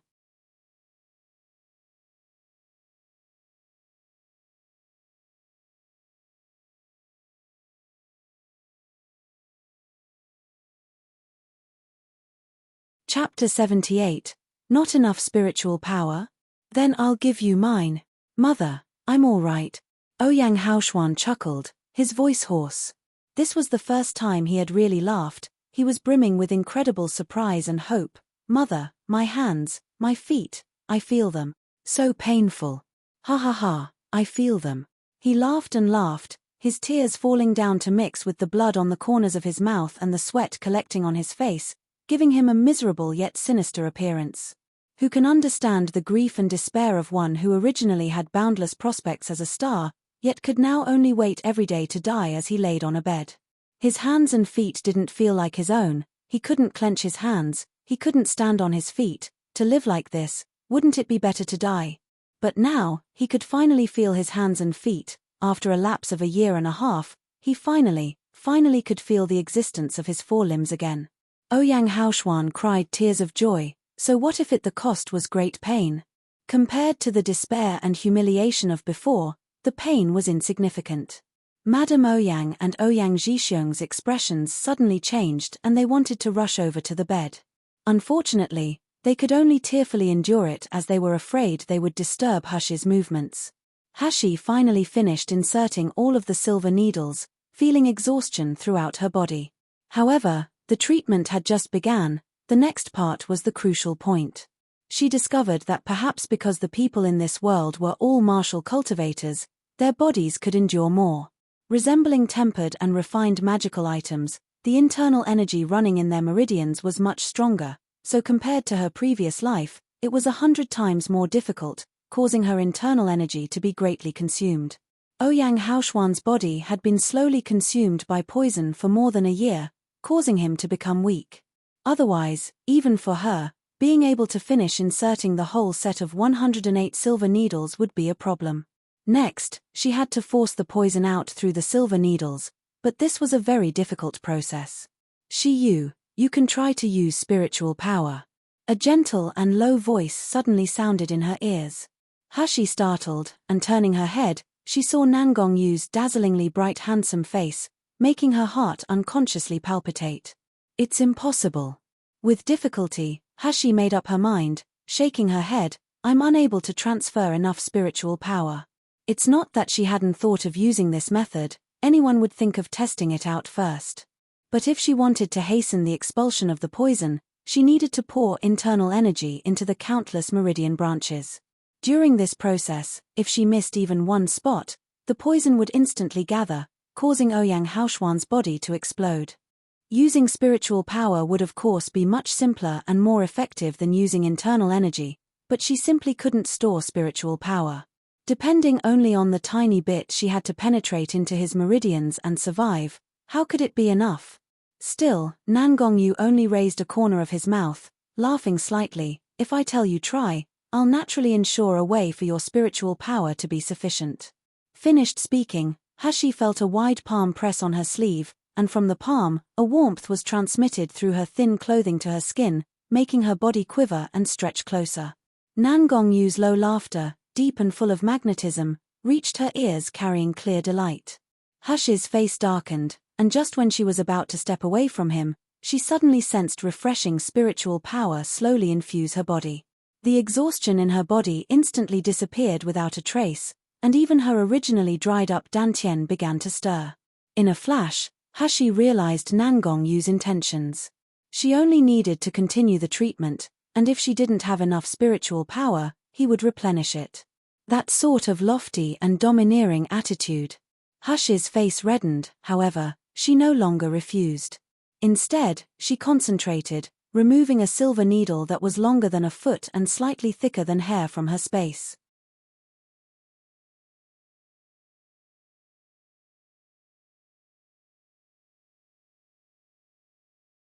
Chapter 79, Strange Poison. Under Madame Ouyang's alarmed gaze, she slowly inserted the silver needle into the acupuncture point at Ouyang Haoshuan's spine, continuing to push it in until only a finger length remained visible. The slightest thread of spiritual power gathered at Hushi's back, traveling along her meridians to her fingertips. It then flowed down her fingertips to the silver needles, penetrating into Ouyang Haoshuan's body. Suddenly, an image like an X-ray appeared in Hushi's mind, clearly showing an internal view of the meridian tracks within Ouyang Haoshuan. She could completely see his spiritual power points, the filth that blocked them, and the tiny scars they had left. Under the pressure from the spiritual power, the silver needles inserted into Ouyang Haoshuan's body trembled, and slowly, like rising water, the spiritual power spread and began to repair Ouyang Haoshuan's fractured meridians. Unable to bear it, Ouyang Haoshuan issued a shrill scream. Madame Ouyang's complexion went deathly pale, and she moved to rush forward and check on him, but Ouyang Zhixiong, with a similar complexion, pulled her to a stop. He knew clearly that disturbing a doctor during treatment could affect the outcome, wasting all previous efforts. If that were to happen, then curing Haoxuan really would be hopeless. Hush's ears were in pain due to Ouyang Haoxuan's screams, so without any hesitation, she seized a rag laying on the side, and stuffed it into Ouyang Haoxuan's mouth. Immediately, the only sounds remaining in the room were Ouyang Haoxuan's muffled screams, and Madame Ouyang's stifled sobs. Behind Hashi, the corner of Nangong Yu's mouth raised, revealing a slight smile as he pressed against her back. But Hashi didn't care about their reactions, beginning to seriously examine Ouyang Haoxuan's meridians instead. Along with the fractured meridians being repaired, the spiritual power began to move normally again, causing the poison in the meridians to flow quicker. The poison certainly wanted to spread and grow, however, the medicine that Hashi had recently fed to Haoxuan restrained the tiny organisms from reproducing. That was to say, this poison was able to keep increasing due to fact that it wasn't a simple drug, rather, it carried a highly poisonous single-celled organism. Hash's spiritual power very quickly flowed along Ouyang Haoxuan's meridians, invading his dantian. When it penetrated his dantian, it made her scalp feel numb, causing the hand that gripped the large silver needle to almost loosen. Under the influence of inner inspect caused by the spiritual power, Hashi saw that Ouyang Haoxuan's dantian appeared to be the source of the poison. The outward appearance was ordinary, yet inside, it had long been turned pitch black by the poison. The poison kept moving, and as it advanced towards and traveled along the complicated crisscrossing meridians, it looked like countless small worms crawling about the interior of Ouyang Haoxuan's body. This scene was too strange and horrible. Hashi no longer hesitated, and quickly picking up several additional silver needles, she inserted them around his dantian, frantically gathering the spiritual power from Nangong Yu and sending it into the silver needles. Soon, the poison stopped spreading, starting to be forced to approach the silver needles. Then, it squirmed along the silver needles until it seeped out to the surface of the body. All it took was several breaths' time from the silver needles being inserted into Ouyang Haoxuan's body, for them to begin to be covered with thick black droplets. The unknown composition of black droplets carried a strong rotten stench, and while it should obviously be an ordinary liquid, it seemed to have life as it incessantly wiggled. This scene was too strange, causing the complexions of the watching Ouyang Zhixiong and Madame Ouyang to turn purple, their bodies trembling. "Quickly grab them." Hush's words were unfinished when Nangong Yu had already taken out a porcelain bottle, and with the spiritual energy still entering the room, the black liquid was caught without any resistance. It took more than an hour for those silver needles to no longer exude black liquid, but by the end, Ouyang Haoxuan's face that had originally been in pain, had gradually relaxed into a tranquil expression.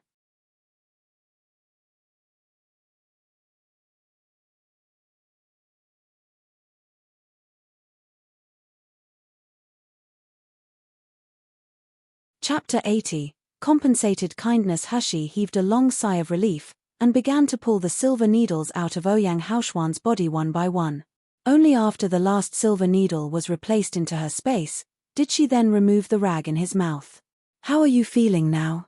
Ouyang Haoxuan gasped heavily, lingering traces of fear remaining on his face from the severe pain, but even so, his eyes were shining brilliantly. No longer were filled with the despair and lifelessness from a few hours ago. "Pain. I can feel pain all over my body, my hands and feet, meridians, even dantian, all feel a sharp biting pain. But I can sense spiritual power. The spiritual power is surging into my dantian. Ha ha ha, I can sense my spiritual power moving again." Madame Ouyang exclaimed in surprise and rushed to Ouyang Haoxuan's side, crying, "Xian is what you say true?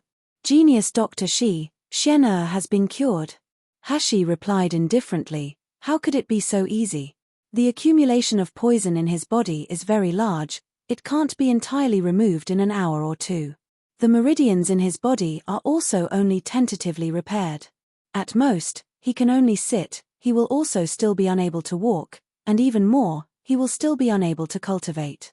Pausing here, under the husband and wife's hopeful gaze, she continued, "In the future, I will need to come here every 3 days to administer acupuncture on young Master Ouyang to continue removing the poison and repairing his meridians.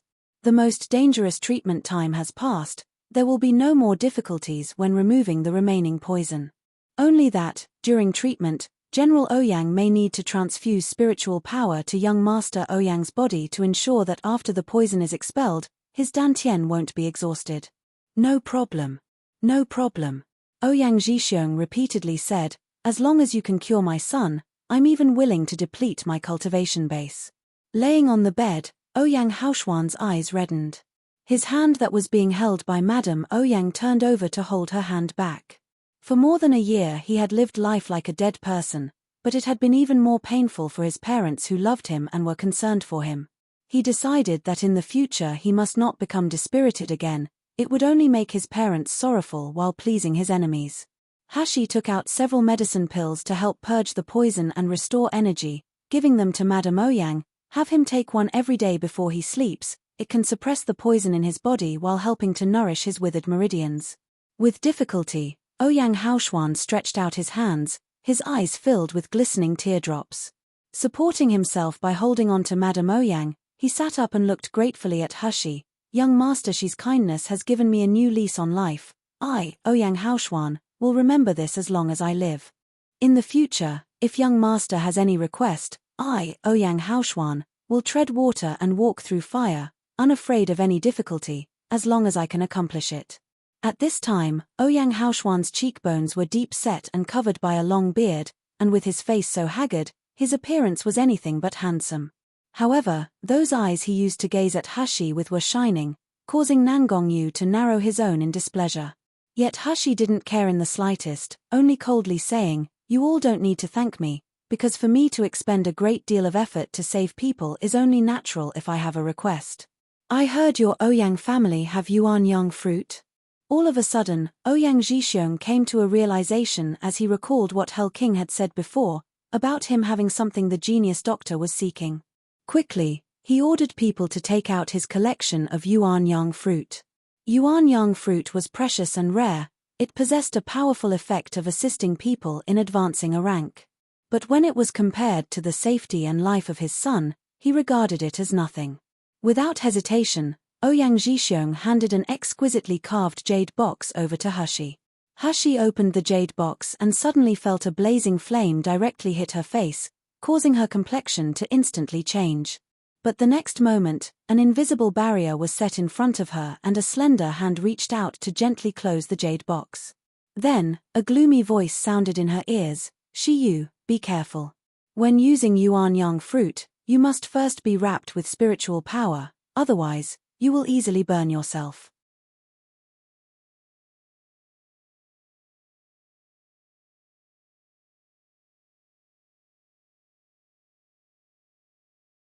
Chapter 81. How about you give your heart to me? Hashi's face reddened and she quickly threw the jade box containing the yuan-yang fruit into her space. When she raised her head, she was stunned to notice Nangongyu's somewhat pale complexion, a thin layer of sweat dotting his forehead. She suddenly realized that after the treatment she didn't feel weak and tired like normal, instead, she felt refreshed. Nangongyu had incessantly transferred his spiritual power to her for the needed treatment, and during this time, he had also continuously used his spiritual power to support her body. This in turn stopped her body from becoming weak, and prevented her meridians from feeling pain due to excessive use of spiritual power. Nangongyu, why did he do this? These were obviously her own matters, saving Ouyang Haoshuan in exchange for the yuan-yang fruit, then after obtaining the yuan-yang fruit, using it to remove the seal on her dantian. None of these things had anything to do with Nangongyu. So why would he try so hard to help her? The expression in Hush's eyes appeared somewhat complicated, and her red lips lightly moved as a near whisper spit out two words, "Thank you." But Nangongyu's next words quickly scattered the slightly touched feeling from the bottom of Hush's heart. "This king has been working hard, did you think only saying a sentence of thank you was enough?" Hashi pursed her lips, "Then what do you want?" Nangongyu bent his body, moving closer to her ear as he slowly said, "How about you give your heart to me?" The corner of Hush's mouth thinned, and before she was able to speak, Ouyang Zhixiong had already ordered people to bring in a large chest of yuan. "This is the medical fee my Ouyang family presents to genius Dr. Shi, you must accept this." After saying that, he picked up a jade tablet and handed it to Hushi, then patted his chest as he said, "In the future, if there is anyone in this Jinling country who is disrespectful towards genius Dr. Shi, don't hesitate to take out this jade tablet. I'd like to see who would dare to touch people that I, Ouyang Zhixiong, protect." Hashi hadn't yet taken the jade tablet when she heard Nangong Yu's cold laugh. My, Nangong Yu's people, need General Ouyang's protection? Nangong Yu's icily low arrogant voice was filled with a stern power pressure, making Ouyang Zhixiong's body shake, and as his gaze swept over Hashi and Nangong Yu, his heart became bewildered. These two people, one is great and elegant, and one is as clear and bright as the moon. When they stand together, even the sun and the moon will lose their radiance. But these two people are both men, right? What was the meaning behind Hell King's words? Ouyang Zhixiong's expression kept changing, until finally, under Hell King's fixed gaze, he forced out a smile and said, Hell King, don't get angry. In this Jinling country, who would dare to provoke your people? It was me who was rude. This jade tablet is just a meeting gift between genius Dr. Shi and I. Please don't be offended.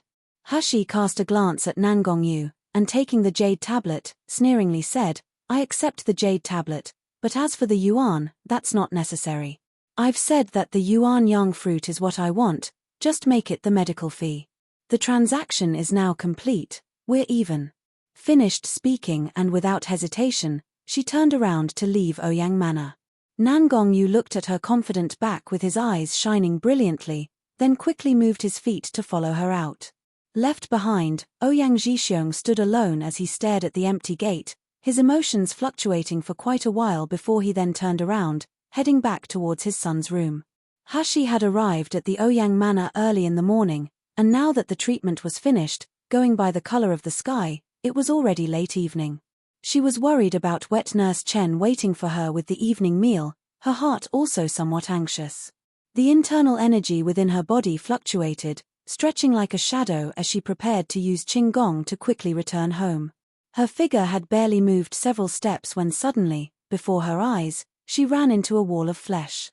Hashi moaned softly, feeling the tip of her nose ache, while a familiar scent that was clear and cold lingered.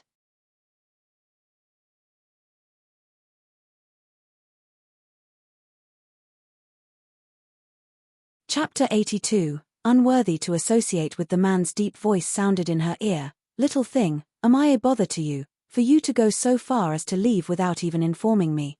How can you destroy the bridge after crossing the river? 1. Hashi clutched her aching nose, her watery eyes looking towards the man blocking her path. Then if I inform you now, will that do? Finished speaking, she waved her hand and without expression said, Nangong Yu, goodbye.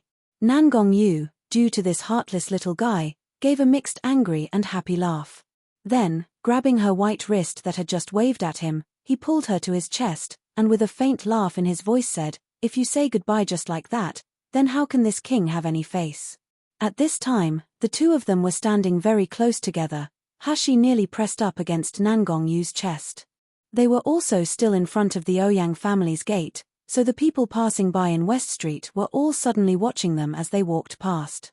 Those gazes contained astonishment, curiousness, puzzlement, but even more, contempt. Two men unexpectedly embracing in the middle of the street, this was simply an injury to public morals, they have no sense of shame. Hashi's cheeks blushed, and despite not caring about other people's gazes, she was now somewhat ashamed, desperately struggling to break free from his arm. The more she struggled, the tighter Nangong Yu embraced her, ultimately ending with one of his arms around her slender waist, firmly locking her to his chest. You, let go. Hashi said in a fluster, what do you want? Nangong Yu wasn't the slightest bit concerned about passing people's gazes. Whilst their gazes became more vague, his actions became more intimate, just like she was swearing sovereignty to him. Tell me, why was your attitude so cold towards me all of a sudden this morning?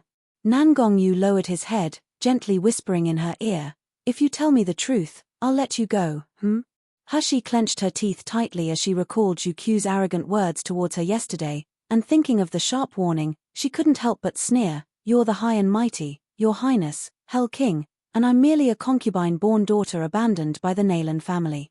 How could I be cold towards you? However, I do not dare to seek a friendship with somebody of a higher social standing, I'm just being respectful and polite, that's all. Nangong Yu's hands that were around her waist suddenly tightened, his cold eyes falling on her opening and closing red lips. He really wanted to seal closed this small mouth that spat out words that could make people angered to death. He is the dignified Hell King, for the purpose of winning her over, he had accompanied her to Ouyang Manor, not even hesitating to use his own spiritual power to help her with the treatment. But unexpectedly, what she gave him in exchange was a sentence of "I do not dare to seek a friendship with somebody of a higher social standing." As Nangong-yu's eyes became colder, Hashi couldn't help but tremble. She remembered that this man had helped her when she was pale and weak, and couldn't help but feel somewhat guilty. But just when she went to say something to make up with him, the sudden sound of crisp bells was heard by her ears. As she turned her head, she saw a luxurious carriage stop in front of them.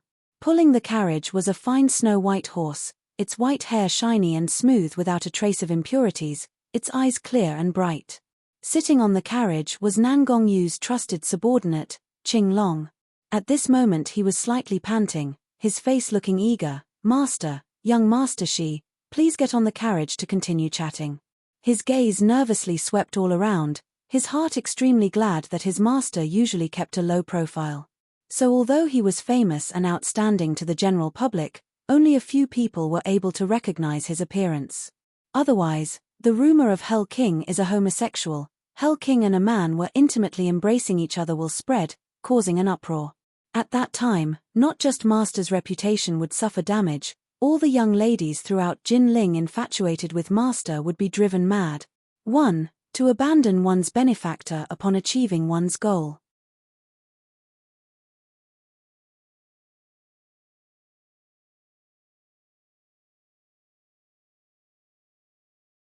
Chapter 83. Indeed, the taste is really good. When Qing Long thought of that horror scene, his whole body felt unwell, so he drove the carriage with the fastest possible speed from Hell King's other courtyard nearby to here. "Only, unruly master, if you don't want to shock the world, please, by all means, don't cause an uproar known to everyone." Nangong-yu showed a sarcastic smile as he glanced at the nervous Qing Long, releasing a chilling aura. Hashi, however, coldly said, "No need, I can go back by myself."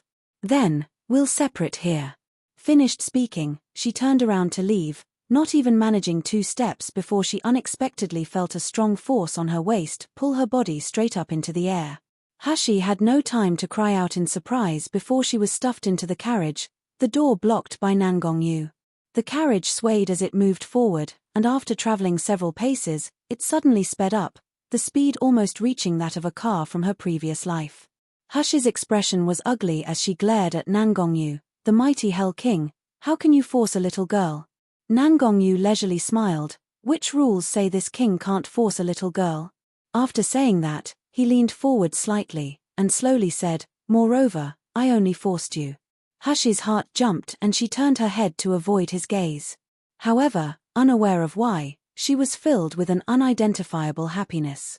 The corner of Nangong-yu's mouth raised, and taking out several refreshments, he arranged them on a small table, then softly said, "You were busy all of today and haven't eaten yet, right?" Hashi stared blankly, the sweetly rich fragrance of spiritual energy assaulting her nose. Turning her head to look around, she discovered that the outward appearance of this carriage was nothing out of the ordinary, but that the interior decorations were extremely luxurious. The furnishings inside the carriage were all refined using spirit tools, so they carried faint spiritual power fluctuations. The brocade fluttering on the floor was made using 10,000-year-old ice silk, and the small unremarkable-looking table was made using rare and very old dark sandalwood. The white tea set that Nangong-yu had just arranged, although she was unable to properly tell the quality and materials used, it gave off a refreshing feeling as it hovered over the table. With one look, she was able to tell that it wasn't just an ordinary product. Hashi clicked her tongue whilst examining everything and shook her head. "Indeed, this is like that poem, rotten food at a wealthy door, frozen bodies on the floor." 1. Just looking at the items here could make a person jealous, as any item in here was the same, its value far surpassing that of her small courtyard. Nangong-yu had never heard this poem before, but right away, he understood the meaning of the poem, leisurely laughing. "What, you dislike this king now?" "No, I just hate the rich." Hashi smiled, before grabbing a pastry and shoving it into her mouth. The sweet fragrance spread between her lips and tongue, and although it couldn't compare with her own cooking, 90% of the pastry's spiritual energy remained. This can be considered as her having eaten this world's best food. Hashi's eyes lit up as she exclaimed, the taste is really good. Nangong-yu's luminous eyes were glued to her mouth, her pearly white teeth hidden behind soft red lips, just like snow on a red plum flower. His heart that had been silent for many years suddenly began to throb, a burning desire within his body beginning to stir. Suddenly extending his arm, he gently captured Hush's hand that was still holding half of the pastry, and pulling her towards him, he slightly lowered his head. The pastry that was still held in Hush's hand entered his mouth, along with one of her fingers which he gently nibbled. Hush's whole body stiffened, as if it was struck by lightning. Nangong-yu swallowed the pastry, not completely understanding about what tasted good. However, he laughed devilishly. Indeed, the taste is really good. 1. Poem about the deep disparity between the rich and the poor. While the rich wine and dine, the poor die of cold by the roadside.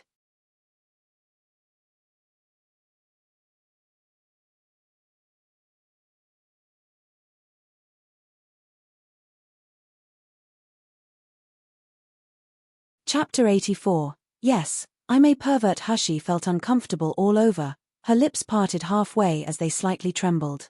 Yet, she was unable to say a word for a long time. The fire in Nangong-yu's eyes became more passionate, causing his body to move forward, and grabbing her wrist, he pulled her even closer. As he leant his body over hers, he kissed those slightly parted red lips. WTF? What is this man doing? Hushi suddenly came to her senses and struggled to break free with all her might.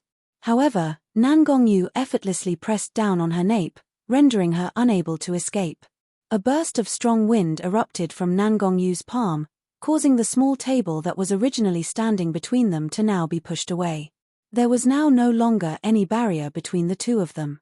Invisible needles appeared in Hush's palm, and just when she was about to launch them, her hands were suddenly restrained behind her back, the invisible needles quietly falling to the floor.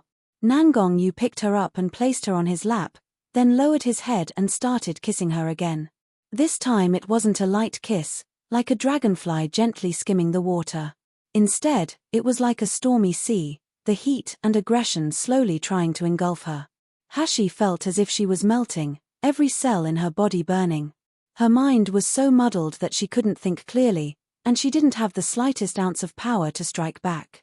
Then, after a good while, when Hushi was close to suffocating, only then did Nangong-yu release her. His usually clear and melodious voice now hoarse and low, full of passion. It tastes really good, and very sweet. Hushi all of a sudden sobered and raised her hand to slap Nangong-yu. You pervert, bastard, asshole. Hushi was so angry her whole body was trembling. Never before had a man been so daring towards her like this. This man had unexpectedly dared to disrespect her, snatching away her first kiss. He could just be damned to die 1,000 times, 10,000 times. However, Hushi was unaware that her voice wasn't cold and stern, like it usually was when she was disguised as a man. Instead, it was delicate and soft. If people heard it, it would sound like a spoiled child acting coquettishly.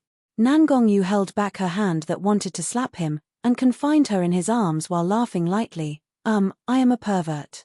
Although he had never heard the word pervert before, it was very easy to understand its meaning, wasn't it? Finished speaking, the smiling expression in his eyes intensified, and bowing his head, he lightly pecked the side of the girl's red and somewhat swollen lips. However, I'm only doing this with you. For a moment, Hushi felt bewildered. She was extremely angry, itching to slaughter this man. Yet, besides the anger consuming her, she could feel a warmth spreading from the bottom of her heart that she herself failed to understand. Hushi had never experienced such feelings before in the 19 years that she had lived. Furthermore, she had never been so flustered or weak. You shameless bastard. Let me go. Hushi struggled firmly, wanting to push Nangong-yu away. But in regards to her resistance, how could Nangong-yu care about it? Effortlessly confining her in his arms, he lowered his head, then leaning close to her flushed earlobe, he whispered, I am shameless, but recently you obviously liked that, isn't that right? At first, he had only wanted to scare this emotionless little girl without a conscience. Yet when her soft lips had touched his, he suddenly felt heat rise within his body like a wave, causing him to lose all reason and become unable to suppress his desires. He couldn't help but want to devour this girl, to mark her with his scent, making her completely his. Nangong Yu had lived for 20 years and never experienced this kind of feeling before. Furthermore, he had never felt such an intense desire towards any girl in the past. From this moment on, he completely regarded Hashi as belonging to him. He would never allow others to covet her, nor would he allow her to escape.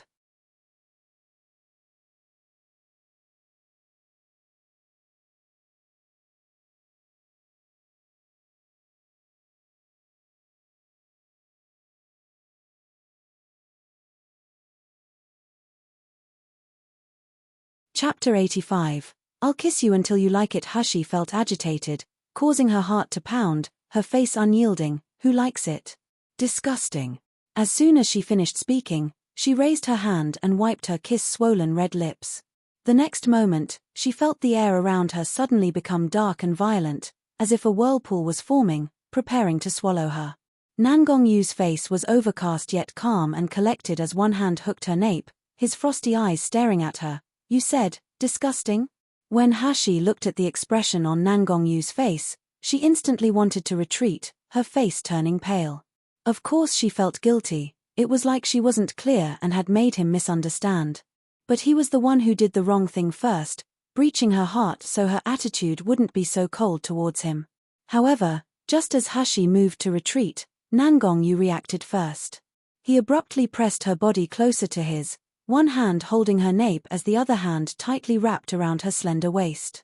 Once she was firmly confined in his arms, he lowered his head, seizing her small mouth and kissing her once again. The kiss this time was more frantic than the first, as aggressive as if he was trying to devour her soul. Hashi was firmly captured in Nangong Yu's arms. Her body felt like it had become liquid, so she had no other choice but be forced to accept his passionate kiss. When the kiss ended, she only had enough strength left to gasp for breath, her pink and tender cheeks turning red like a ripe apple. Nangong Yu gently stroked her cheeks, feeling their satiny warmth, and with a husky voice lightly laughed, "Little thing, your mouth says no yet your heart says yes, but even then, you still dare to say you don't like it." Hashi gnashed her teeth as she raised her head to glare at him. "You," without waiting for her to rage and curse, Nangong Yu laughingly said, "If you still dare to say it's disgusting, I wouldn't mind kissing you until you like it." You want to try it?" Hashi, who had been on the verge of rage, held it back.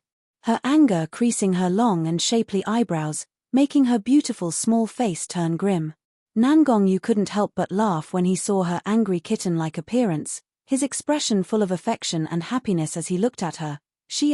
How can you look so adorable?" "You're adorable. Your whole family is adorable." Hashi gnashed her teeth once again, and quickly retreating, she escaped from Nangong Yu's arms. Her left hand secretly raising the curtain as she considered jumping from the window. But as a result, Nangong Yu's next words made her obediently sit back down. "You don't want to know how to use the yuanyang fruit?" Nangong Yu spoke casually, but the listening Hashi was seething with anger, itching to beat his annoying laughing face into a pig head. "Good. Very good. You hold the information that I need, and a hero doesn't suffer from one loss, so, I admit defeat this time." Life had its ups and downs, she didn't believe that after she was able to cultivate, that Nangong Yu would still have ways to threaten her. At that time, she would let him know why the flowers were so red. Hashi took a deep breath, then another.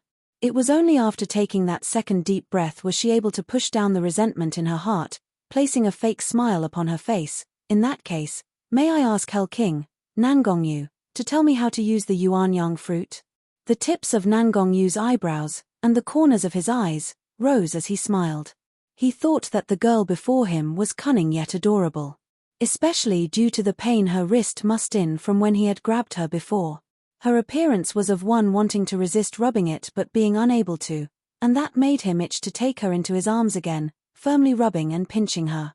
Nangong Yu laughed, and only when he saw that Hashi was getting angry again did he stop, saying in a serious voice, "Yuanyang fruit will work more effectively if you use it directly, rather than refining it into a medicinal pill. The only condition is that your body needs to resist the yang attribute of the yuanyang fruit. Otherwise, your body will explode, but, unfortunately, it's the only way."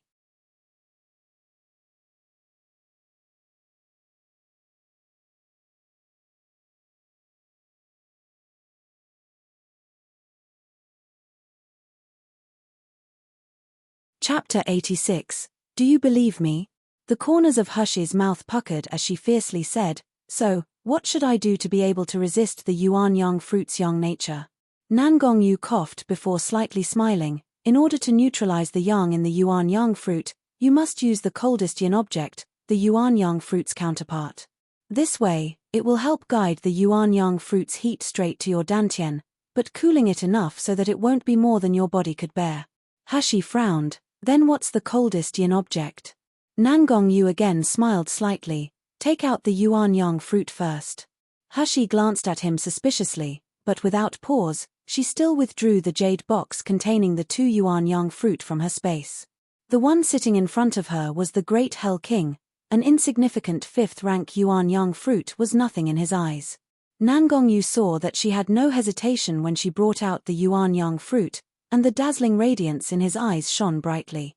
Taking the jade box, he gently opened the cover, and a blazing heat burst forth. But as if it was nothing, his slender fingers gently stretched, grabbing one of the yuan yang fruit.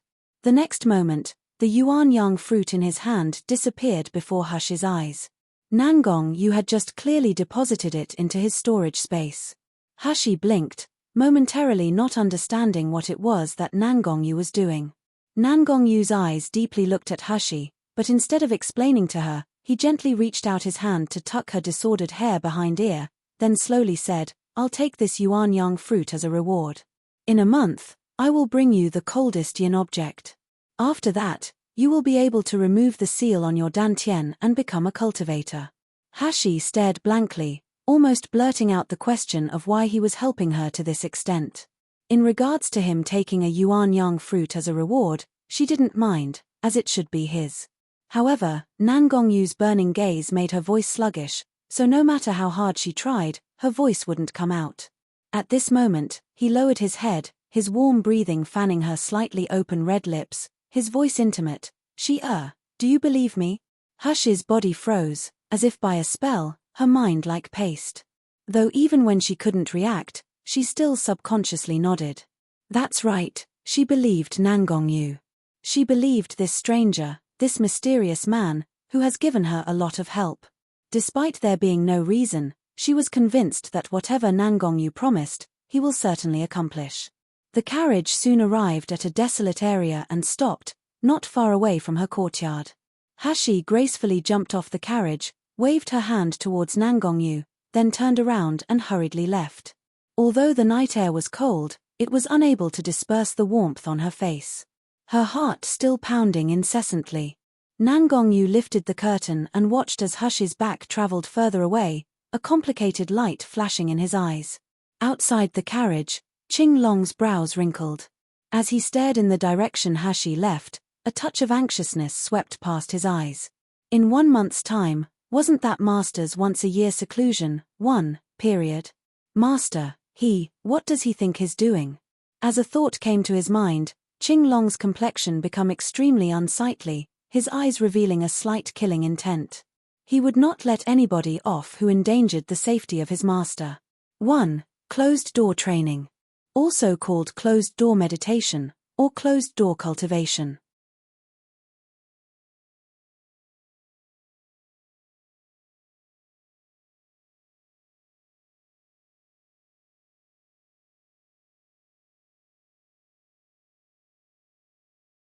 Chapter 87. Nangong Yu's mind after returning. In the meeting hall of the Hell King's brightly lit manor, several subordinates were reporting a lack of progress to their master. Those are the current circumstances regarding Metal Chileen. Bai, who has been reporting for half a day already, yet once he raised his head, he saw his normally cold-hearted master looking somewhat absent-minded. Although the expression on his face was still indifferent, those beautiful star-like eyes were gleaming brightly, as if he was thinking of something interesting. Bai Hu's chin almost hit the floor. They all knew that although their master was only 20 years old, his face was usually set in a demonic sneer.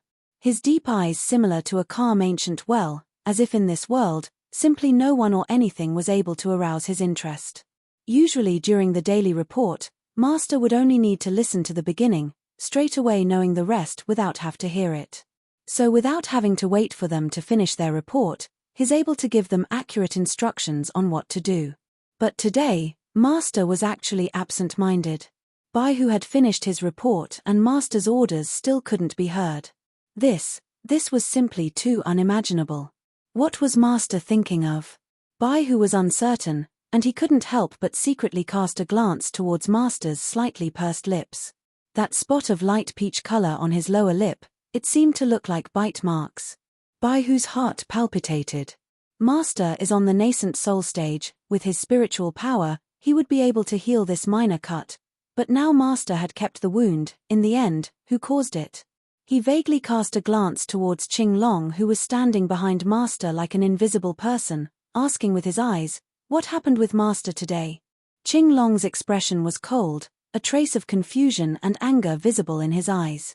Just when Bai-Hu was becoming extremely confused, Nangongyu finally came back from his thoughts to see Bai-Hu's confused expression and darting gaze, so he couldn't help but faintly say, I already understand the circumstances regarding Metal Chelin. Since the situation is now unusual, you can command them to train for the time being. If something happens, then let Wu Xin handle it. Yes, Master.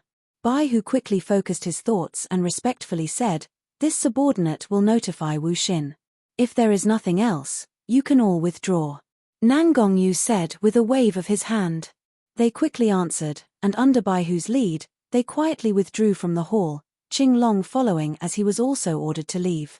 Nangongyu sat alone in the large hall, and as his hand reached out to lightly touch the small cut on his lower lip, the corner of his mouth lifted into a light smile. What is that little thing doing now?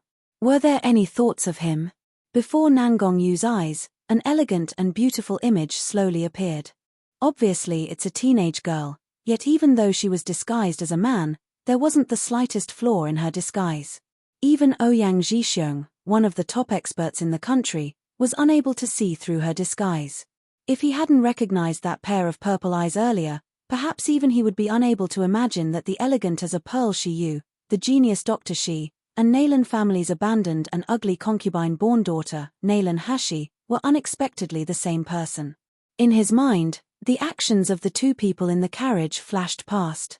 The little girl's dainty body was soft and emitted a nice fragrance, her lips more delicate than a flower petal.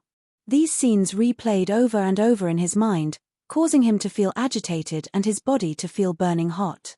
Never before had a person so affected his emotions like this little girl did, making him long to possess her, eager to be able to see her every frown and smile.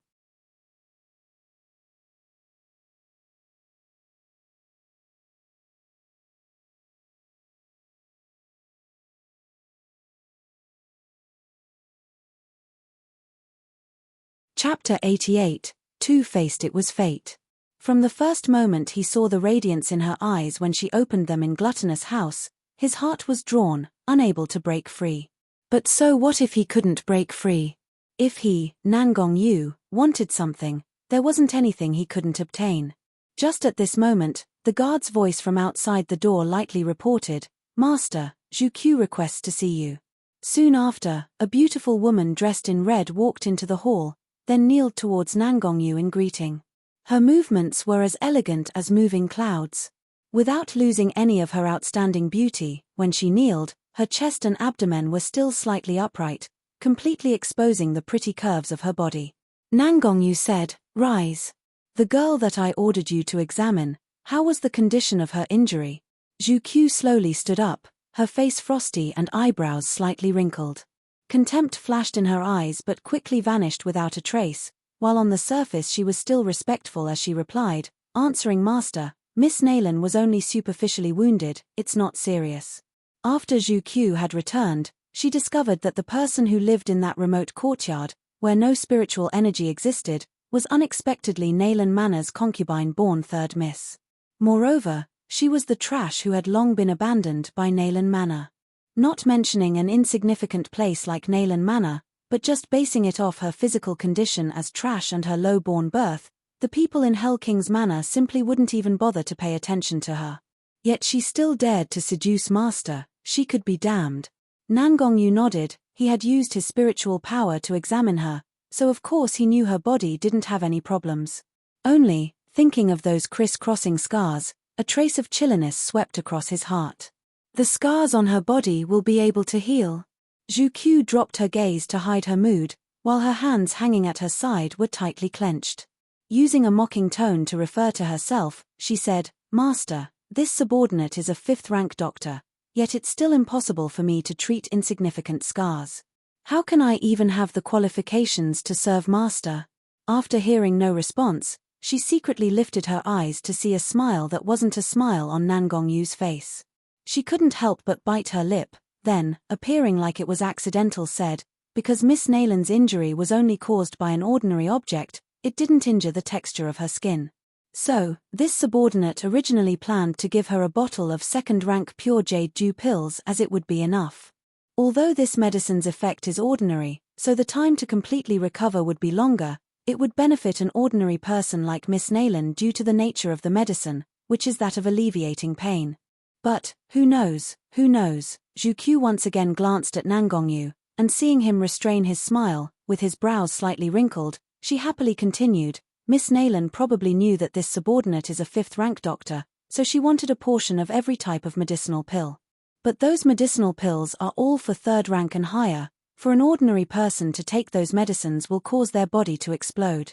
This subordinate painstakingly tried to persuade her for a long time, yet Miss Nalan not only didn't listen, she said, she is a person who master regards as important, while this subordinate was only a slave. What could this subordinate do, other than do what she was told? This subordinate is really incapable. I could only give her a portion of every type of medicinal pill."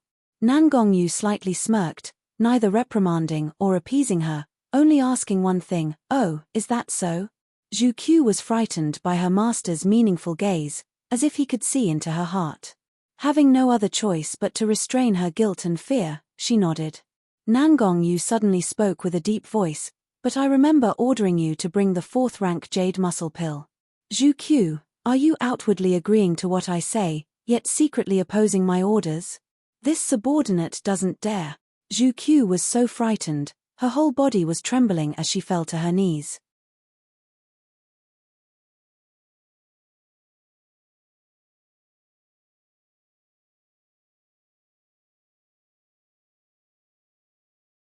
Chapter 89, by whose gossip Zhu Qiu was so frightened that her whole body trembled, her knees thumping to the floor as she fell to kneel. This subordinate examined Miss Nalan's body and found that she is just an ordinary person without a cultivation base. The jade muscle pill is a 4th-rank medicinal pill. It's really harmful to Miss Nalan. So, without permission, I decided to exchange it with pure jade dew pills which only have a mild effect. Yet afterwards, Miss Nalan demanded that this subordinate also give her the jade muscle pill, begging master to clearly distinguish this. Nangongyu lightly said, "I just casually asked, you don't have to be so nervous." Suddenly, he pointed to her face and asked, "What happened to your face?" Zhu Qiu touched her left cheek, ashamed, resentment flashing in her eyes. She, Zhu Qiu, posed as a beauty. No one in Hell King's manor could be compared to her.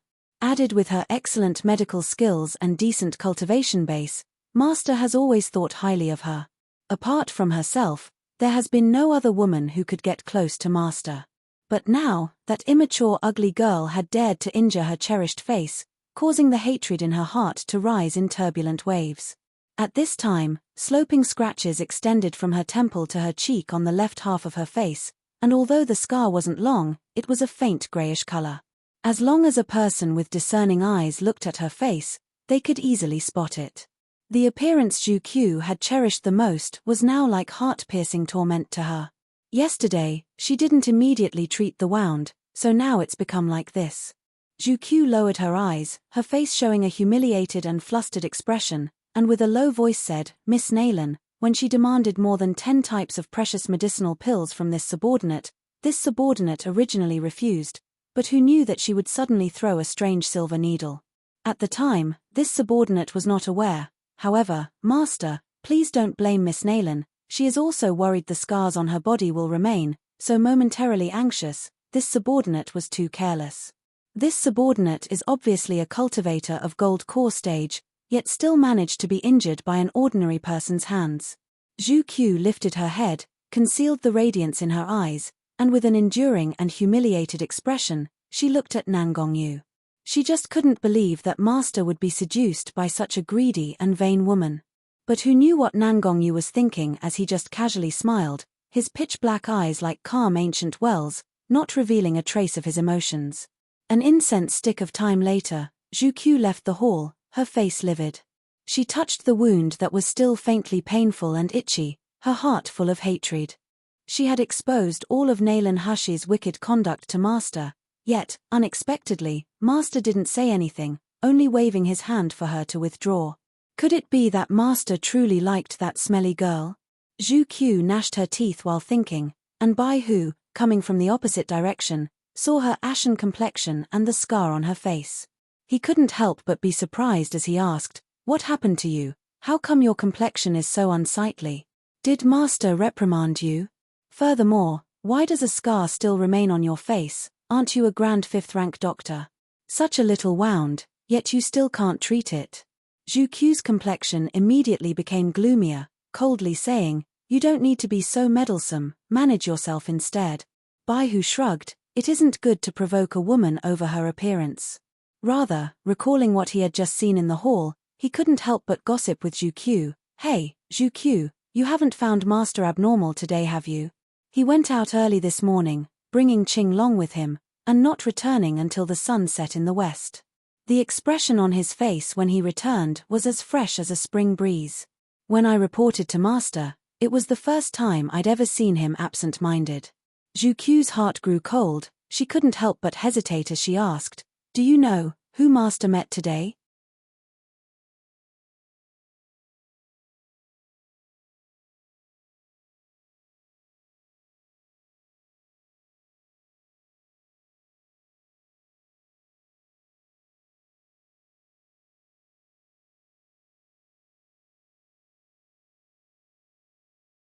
Chapter 90, Zhu's ruined appearance. By whose mouth twitched, the whereabouts of Master isn't something we subordinates can guess about as we wish.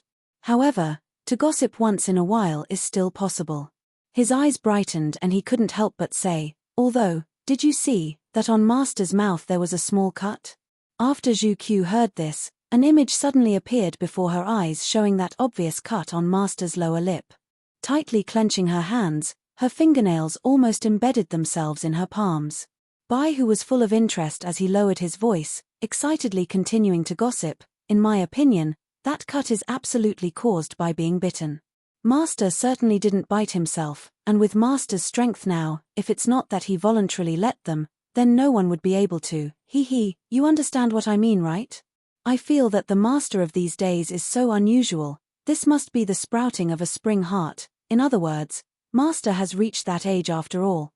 "Shut up. Master's affairs aren't for a slave like you to recklessly start a rumor about," Zhu suddenly shouted, shocking Bai Hu so much he jumped. Bai Hu noticed that her beautiful and cold appearance had completely become distorted, her body trembling, her eyes reflecting her rage. "Master has such a heavenly appearance, how can common folk match up to her? If you dare babble nonsense again, don't blame me for being impolite to you." Finished speaking, she furiously turned away. Leaving Bai Hu standing alone with a face full of bewilderment, he blankly stared after her for half a day before saying in confusion, "What happened? Wasn't this only a joke? Even Master doesn't mind, but why was Zhu so unreasonable, like her tail was being stepped on?" Zhu angrily returned to her room, shutting the door with a bang. The rage in her heart couldn't be calmed, so she grabbed a porcelain bottle beside the door and fiercely threw it. In this world, no one is worthy enough for such a stunning Master, especially that trash Naylan Hushi. Someone like her isn't even good enough to carry Master's shoes. Zhu's eyes abruptly became very fierce. If she really intended to seduce Master and block Master's road, then she would absolutely not allow that slut to live. One by one, the sounds of shattering porcelain echoed in the room, before finally, it helped calm Zhu down. Sitting down in front of her dressing table, she withdrew 2 jade muscle pills that she had refined herself. One she used orally, and the other was dissolved into a liquid, which she then gently applied on her face. She only needed a quarter of an hour and her face would be restored to its original smooth and beautiful complexion. Zhu sat anxiously in front of the glass mirror, looking at her own cold and elegant facial features. Time passed, minute by minute, her eyes staring at the scar on her face so long she was nearly getting double vision. However, a quarter of an hour passed, half an hour passed, an hour passed, yet the scar on her face didn't have the slightest sign of recovery. Moreover, it was originally just a faint grayish color, but now, it had turned a thick gray-black color. And the most frightening part is that before it was only slightly itchy, now it had become painful and severely itchy. In the mirror, that thin scar had spread in the blink of an eye. Although there was no decay, it was as if it had been rubbed, the skin around the scar appearing bumpy and uneven with deep wrinkles. In such a short time, that originally thin and small scar had suddenly become extremely obvious, as if a small centipede had run across Jukyu's soft and white face, leaving a very horrible and disgusting mark. Ah, dash! My face! My face! Jukyu's eyes widened as she stared at the grey-black scar on her reflection in the mirror. Her face twisted and frightening, she issued a miserable scream.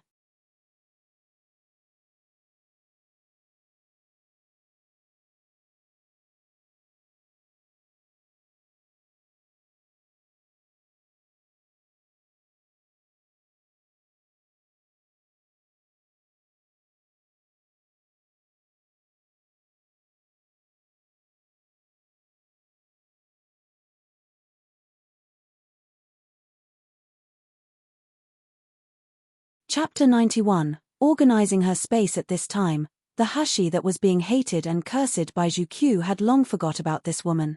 Although she was unable to remove the seal, she was still busy rushing back and forth every day. First off, it was to experiment by planting spiritual herbs in her space. In order to become familiar with the spiritual herbs' medicinal properties and growth characteristics, Hashi had ordered Mo-san and the others to collect all kinds of basic lists on spiritual herbs from outside. These lists were mainly composed of commonly seen spiritual herbs, spiritual insects, spiritual beasts, and medicinal pills found in the Mi Luo continent. They didn't have detailed prescriptions and attributes, only rough explanations, some even had physical descriptions. For a common doctor in this world they were just like entry-level encyclopedias, without any real use. But for Hashi, they were a big help. Relying on her own large sum of money to last, Hashi brought the spiritual medicine lists, some spiritual herb seeds to be planted in her space, and didn't return. The ancient rhyme spiritual field in her space is able to shorten a plant's growth period 100 times. Just seeing the planted seeds begin to sprout a glossy green color and emit fresh spiritual energy made Dandan so happy. Mother, there's so many types of herbs that the air in Shumi Palace has become good enough to eat. Dan wants more herbs. Mother, plant a little extra, okay? Hashi lazily stretched her body, and after drinking a mouthful of spring water from the spiritual spring, sighed, and unhappily said, I've been so busy these past several days and with difficulty have finally managed to plant so many hectares. You must really think of me as an old farming ox. But Dandan needs a lot of spiritual energy to be able to come out and meet Mother. Dandan really wants to see Mother and help Mother beat bad people. Hashi was most afraid of Dandan when it began to act cute, like a spoiled child, so heaving a sigh she said, Okay, but these spiritual herbs have just started to sprout, wait until they mature, then they'll release a richer spiritual energy. At that time, apart from what I need for my medicine, the remaining spiritual herbs will all be given to you to eat. That's pretty good, right? Once Hashi had managed to console Dandan, he finally stopped disturbing her. So after resting for a while, she continued to plant in a few areas. Looking at the field in her space, that was at this moment verdant and lush, Hashi's face showed a smile. Apart from those areas of spiritual herbs, Hashi had also planted a range of edible spiritual fruits and spiritual vegetables. These spiritual fruits and vegetables didn't have any special attributes, and they also didn't contain much spiritual energy, but as for taste, they were easily the most delicious. Because the time in her space didn't follow reason, the crops she had planted were already nearing maturity and she would be able to harvest them that night. But when her eyes fell on the vast expanse of empty black soil, Hashi felt frustrated. The amount of spiritual herbs she had managed to plant today just weren't enough. The fact is, that after she feeds them to Dandan, there wouldn't be a single remaining spiritual plant left in the ancient rhyme spiritual field. But how could the blame be all hers? Doesn't farming require proper time and effort? How could she manage to finish sowing such a large area by herself? Not to mention, later she would have to harvest everything that had reached maturity, and then prepare the soil so that she could plant more crops. Just thinking about all that work made her head feel like it could explode.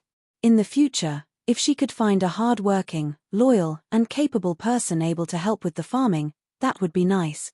Hashi had barely withdrawn from her space and opened her eyes when she saw Xiao Li enter the room, staggering as she carried a large basin filled with hot water. This little girl was still young, only 10 years old, but coupled with possible long-term malnutrition, it had left her looking thin and small, giving her the appearance of a 7 or 8-year-old child.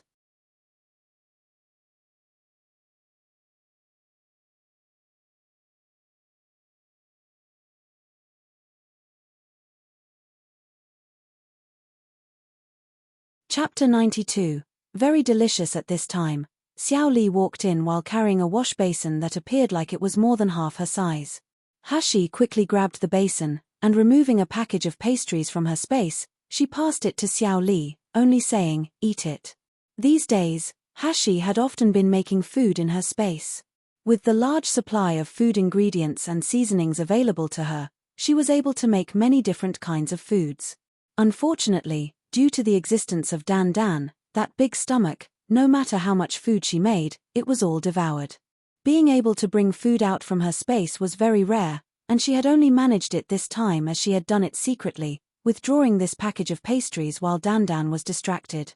Xiao Li was flattered as she looked at Hashi, yet she was unsure of what to do with the pastries she held in her hands.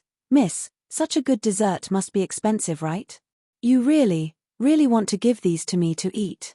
Even though the package containing the pastries was unopened, Xiao Li could smell their rich fragrance and sense a refreshing spiritual energy inside.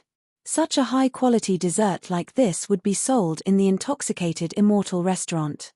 Even if Xiao Li worked for a lifetime, she still wouldn't be able to afford it, right? Hashi frowned. "If I let you eat it, then just eat it. Why so much nonsense?" Seeing that Xiao Li still looked fearful, her small face full of longing as she strongly endured her hunger, Hashi couldn't help but shake her head. "I made these myself. In the future, no matter how many you want to eat, I'll be able to give them to you. Since you follow me, as long as you're well-behaved and obedient, I naturally guarantee that you won't have to worry about your clothes and food." "Ah."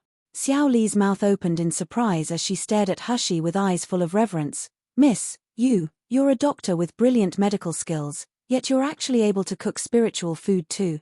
You're simply too awesome. That Xiao Li and brother are able to follow you, we're really blessed." After saying this, Xiao Li carefully opened the wrapping and reverently picked up a delicately shaped peach blossom cake, slowly placing it in her mouth.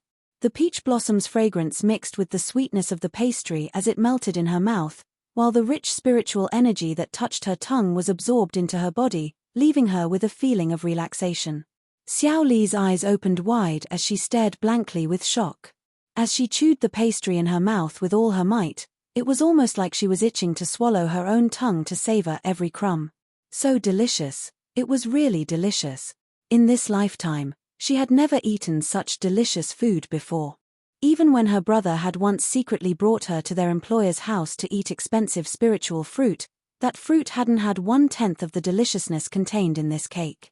As soon as she returned to her senses, she realized that only 2 red bean cakes remained in the bag that she held in her hands, yet she still wanted to continue eating. Xiao Li's face flushed with shame, her voice filled with panic and anxiousness as she spoke. "Miss, I didn't mean to eat so many, but they were really delicious. You should punish me." "Calm down, it's only a few pieces of pastry." When Hashi saw the little girl's regretful crying expression, it touched her heart, causing the corner of her mouth to subconsciously rise. "You stuffed your stomach with all those cakes, but there'll be more delicious foods later and it'll be your loss as you'll be too full to eat more." At this time, Hashi remembered that she couldn't always spend all her time cooking in her space. It wasn't just Dan Dan, the big stomach king who devoured everything she made to look after, there was also wet nurse Chen. Her body was so weak, and having been nursed back to health after not being able to treat the illness for so long, it now appeared that rather than medicine to help her recuperate, it would be better to use healthy food. Of course, if Hashi could take advantage of this situation to teach wet nurse Chen how to cook, in the future everyone's meals would improve, while allowing for her to be lazy and cook less. In regards to wet nurse Chen's recovery, just as Hashi expected, the healthy food was very beneficial. After eating it for more than a week, wet nurse Chen's originally weak and unsightly complexion became rosy, while the impurities in her meridians also started to clear up.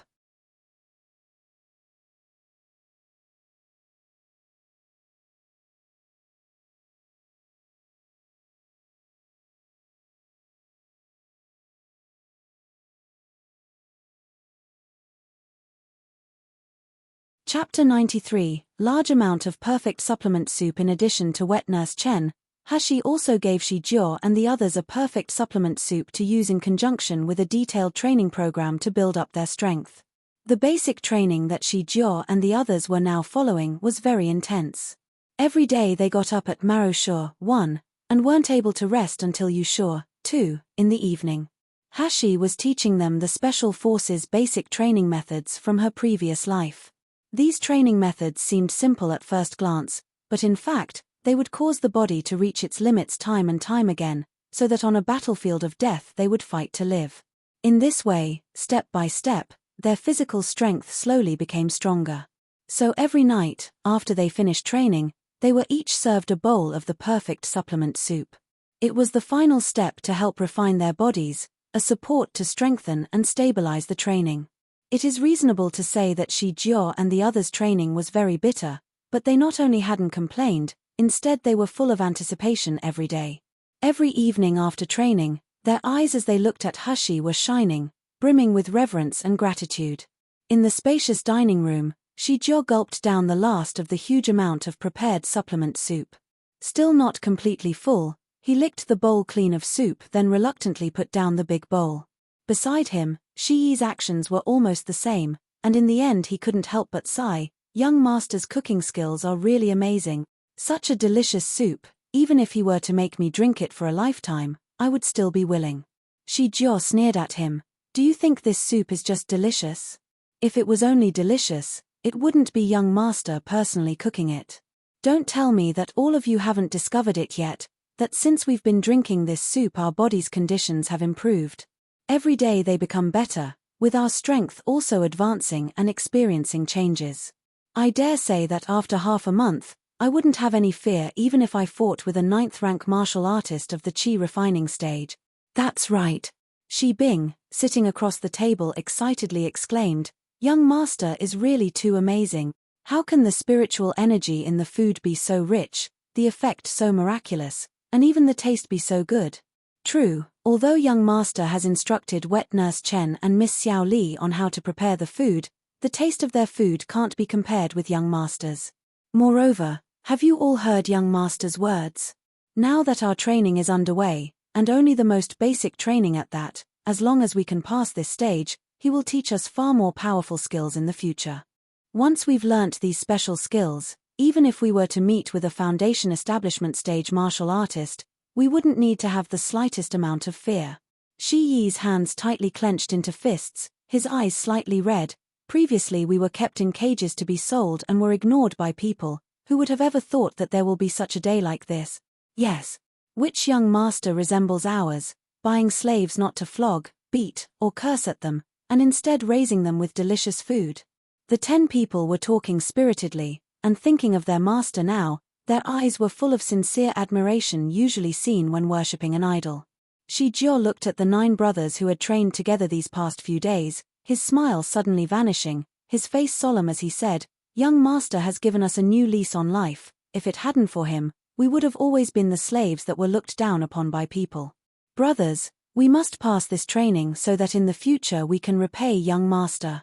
In the dining room, a combined shout of all right echoed as it sounded. Xiao Li, carrying a small plate of fruits, smiled as she looked at this scene. However, she couldn't help but remember the youth on a long journey. Brother, when will you be able to finish avenging our hatred and return? If you don't return soon, Miss Most Trusted Servant position will be taken away. 1. Maro Sha 5 to 7 a.m. 2. Yusha 5 to 7 p.m.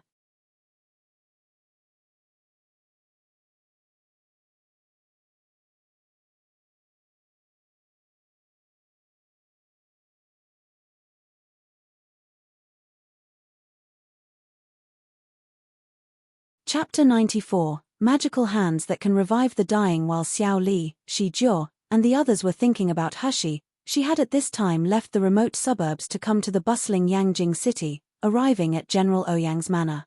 This time Ouyang Haoshuan wasn't lying in the bed, but instead sitting in a rattan chair in the courtyard. It was now already the third time that Hushi had come to treat Ouyang Haoshuan, the thin silver needles penetrating into several of his acupuncture points. As Ouyang Zhixiong quickly stepped forward, he started transferring some of his spiritual power to his son's body. The silver needles inserted into Ouyang Haoshuan's body shook slightly, as if there was an invisible hand shaking them. Yet unlike with the previous times, this time was different as there was now no longer any thick black liquid seeping out. "Done," Hushi lightly uttered, her face showing a satisfactory smile.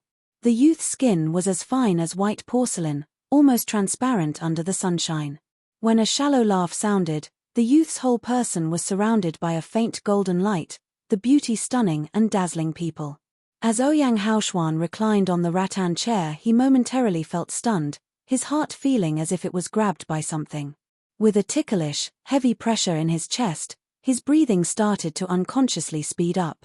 Ouyang Zhixiong was pleasantly surprised as he looked at Hushi. "Genius Dr. Shi, today we didn't see any poison seep out. Does that mean that Haoshuan is already completely recovered?" Hushi nodded her head, and after returning the silver needles to her space, she then sat down beside Ouyang Haoshuan. Her voice was as ice-cold as her jade-like slender fingers as they grabbed Ouyang Haoshuan's wrist, gently pressing down on his veins. His wrist sensed the cool touch of those soft and slender fingers, more exquisite than mutton-fat white jade. Ouyang Haoshuan suddenly felt his whole body tense, and feeling like the hand on his wrist was actually pressed against his heart caused him to be unable to suppress the shudder that shook his body. Hushi glanced at him strangely before she then withdrew her hand, saying, "The poison in young Master Ouyang's body has been completely removed, his broken tendons repaired, and his dantian is now able to once again accumulate spiritual power. Unfortunately, due to the fact that young Master's body has been declining for more than a year, his body is now extremely weak. Not just his body though, his meridians are also very fragile, so young Master Ouyang's body needs some time to exercise and recover completely." Ouyang Zhixiong nodded repeatedly, and looking at Ouyang Haoshuan reclining on the rattan chair, he could feel his eyes start to redden. His son had been lying on the bed for over a year, and with a pale complexion and an unshaven beard, the whole image he had portrayed was one of an abandoned beggar, completely dejected. Yet now, although Ouyang Haoshuan's body was still weak, he had regained his refined and proud demeanor, and with his eyes clear, his whole person now resembled a brilliant pearl. It seemed that compared to his previous disposition, the him of today was far more imposing. This is all thanks to Shi Yu, the genius Dr. Shi with the magical hands capable of reviving a dying person with a miraculous method. Ouyang Zhixiong repeatedly thanked her, and ordering his people to carry out a large chest of crystal stones, he insisted that Hushi accept it. Hushi was raising a small pet that loved to eat crystal stones, so of course she was extremely short on funds. Since General Ouyang was so enthusiastic to give them, she certainly wouldn't argue with him and refuse. Yet it was now only proper to return politeness for politeness, so Hushi treated Ouyang Haoshuan's body extra carefully. Not only did she leave a lot medical pills for Ouyang Haoshuan to take to restore his meridians, she also wrote out a detailed recuperation program to help return him to peak physical condition. Of course, those medical pills were something she had learnt to make in her previous life using a refining method unknown in Mi Luo continent. After all, she couldn't use spiritual power, so of course she wouldn't be able to refine pills by controlling fire. Ouyang Zhixiong's mind was finally at peace after Hushi had accepted the remuneration, but he couldn't help but think that the black poison had almost completely eroded his son's body, making it near impossible for him to ever fully recover. You're tuning in to the Dreamy Chapters YouTube channel. We're so grateful for your support, and don't forget to subscribe to join us on this incredible journey through captivating stories. Your generosity through donations truly makes a world of difference, as it's the primary source of revenue that allows me to expand and enhance this channel for you. Thank you from the bottom of my heart for being a part of this adventure.